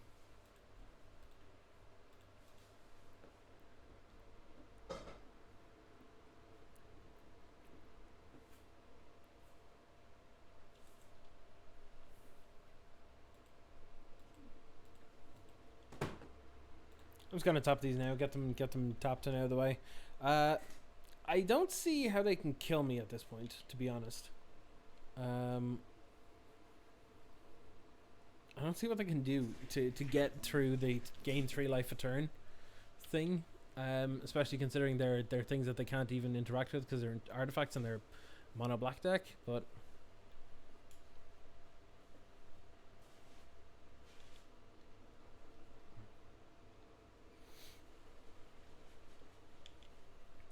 They're now starting to draw more cards than I am, so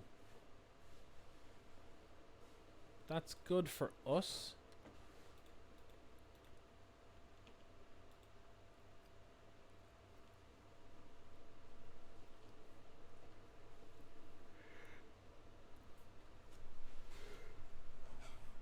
I suppose one of the big problems that we could face now is if they hit us with another Bajuka Bog, then do a Gurmag Angler. That's a big deal. Chittering Rats is fine. It's a pain in the ass, but it's okay. I'll put Deadweight back on top. Interesting thing to note with the Chittering Rats is it's usually better to minus, or not minus, it's usually better to duress if you have it, and then Chittering Rats, because if you Chittering Rats then duress, you can, the person that's putting the card back on top can protect whatever it is from potential hand disruption. So hand disruption is better first, unless of course they've only got the one card, and then it's better to put it back on top than to get rid of it sometimes. But again, that depends too. So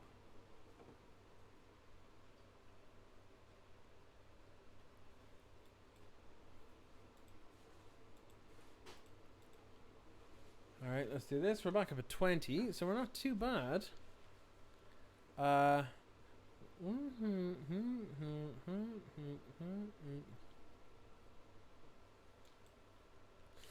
actually going to wait until next turn to activate Pestilence, if possible, because we can get them down to a very low life total.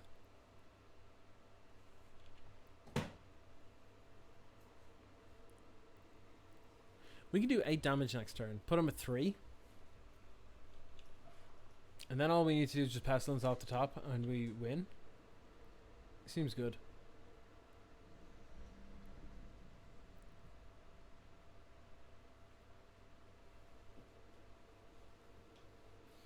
Okay, I forgot about the other Gary, so that's something. But let's activate this now, so that they don't do anything about it.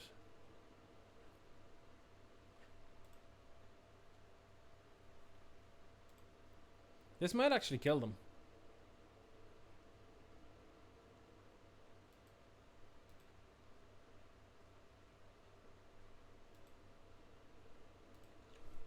Because it's the beginning of my end step for Pestilence, isn't it? It's not each end step, is it? Unless I'm wrong. If I'm wrong, then rip, but... Ah, okay. In that case, yeah, I'll do it again. Thanks for the corgi biddies.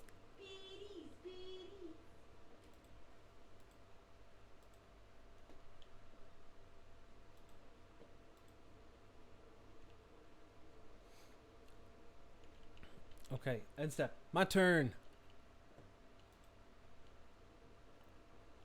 Ugh, swamp, really? Okay. Yeah, so my opponent's a 5 and they're drawing a boatload of cards. But I don't have anything to do.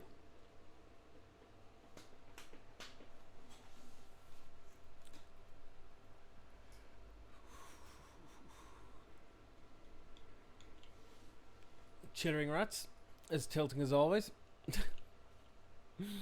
Yeah, put that one card from my hand back on top.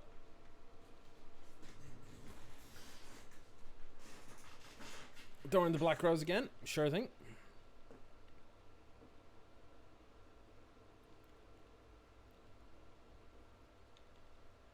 Why did they tap 2 black again there? Oh, okay, they're playing it. Jeez. Alright.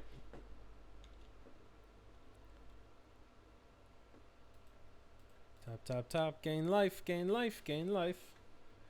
We can kill some stuff here, so that's kind of okay. Alright, well, let's dead weight this. Let's edict them.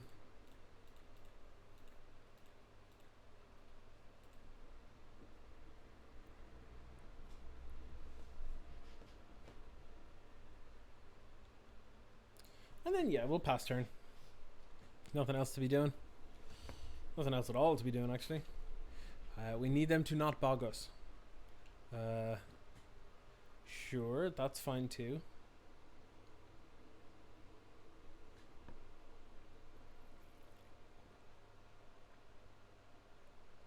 What is this? Oh, 7 mana. Oh, just hard casting an angler? Jeez. Alright. Wow. I mean, they definitely need to get killing, so I get it.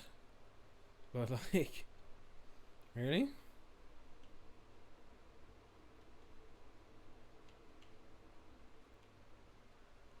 Oh my god. Alright,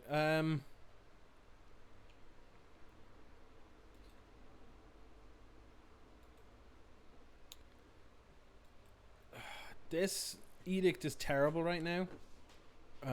So I'm actually just not going to use it. I'm just going to tap these and pass turn.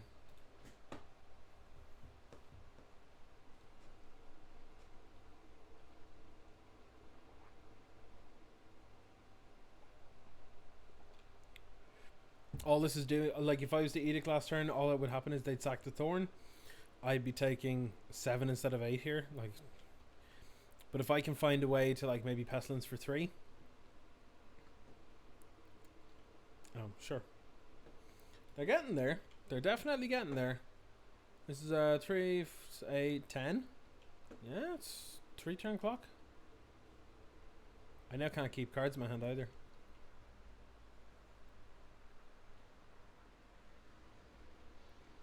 I wouldn't have played the thorn out again there. It doesn't change the clock. Still dies to the same amount of pestilence, but oh god. Okay.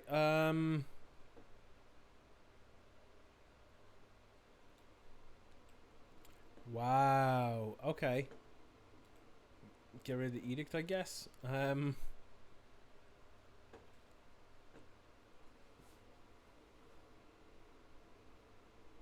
2, 5, 10, 11.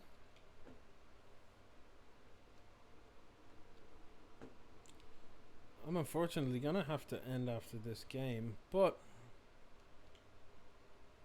it's looking like this is a slog with this deck.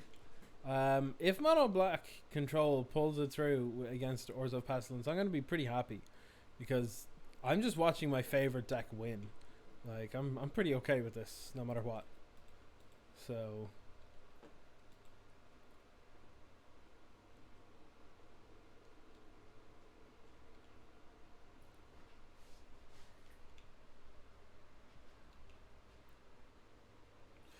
yeah, that's me over.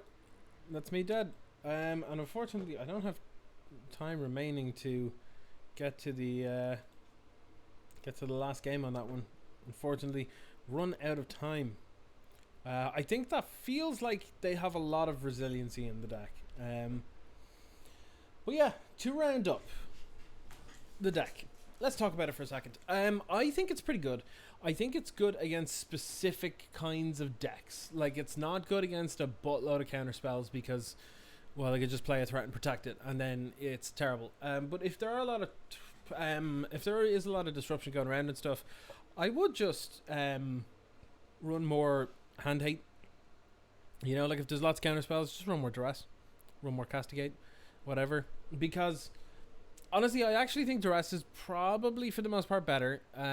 Because, well, it's way easier to cast because the mana base is terrible. But also, again, if you don't have, like, you have plenty of creature removal, so you've no real need to worry there. I would probably toy with the different things that you could be using for removal here. I don't know if the 5th edict is needed from Diabolic Edict, and maybe it's better as another Echoing Decay. Maybe the dead weights are better as disfigures or something along those lines. The Unmake is probably the one that felt the best, I believe. I like the Ransack the Lab because it helps you dig to find stuff. It fills your graveyard out a little bit. You can pitch some First Sphere Gargantuas and get some value out of it that way. But honestly, I don't think it's enough by itself, So like you can pitch, like off the Ransack the Lab. The best way to take advantage of that is to get value from it. So if you're just paying 3 mana to look at the top 3, put 1 into your hand and 2 into the graveyard, and do nothing with them, that's terrible. That's like an Anticipate that's like slightly better, and Anticipate's a heinously bad card. So just like you gotta have some use from it. So granted, yeah, you can flashback Chainer's Edict, or you can unearth First Sphere Gargantua, which is pretty good. That's pretty good. But I don't think that's enough. That's 6 cards that have some value, and 2 of them are good value, and then 4 of them are extremely expensive value that you would often rather cast the front of it as well.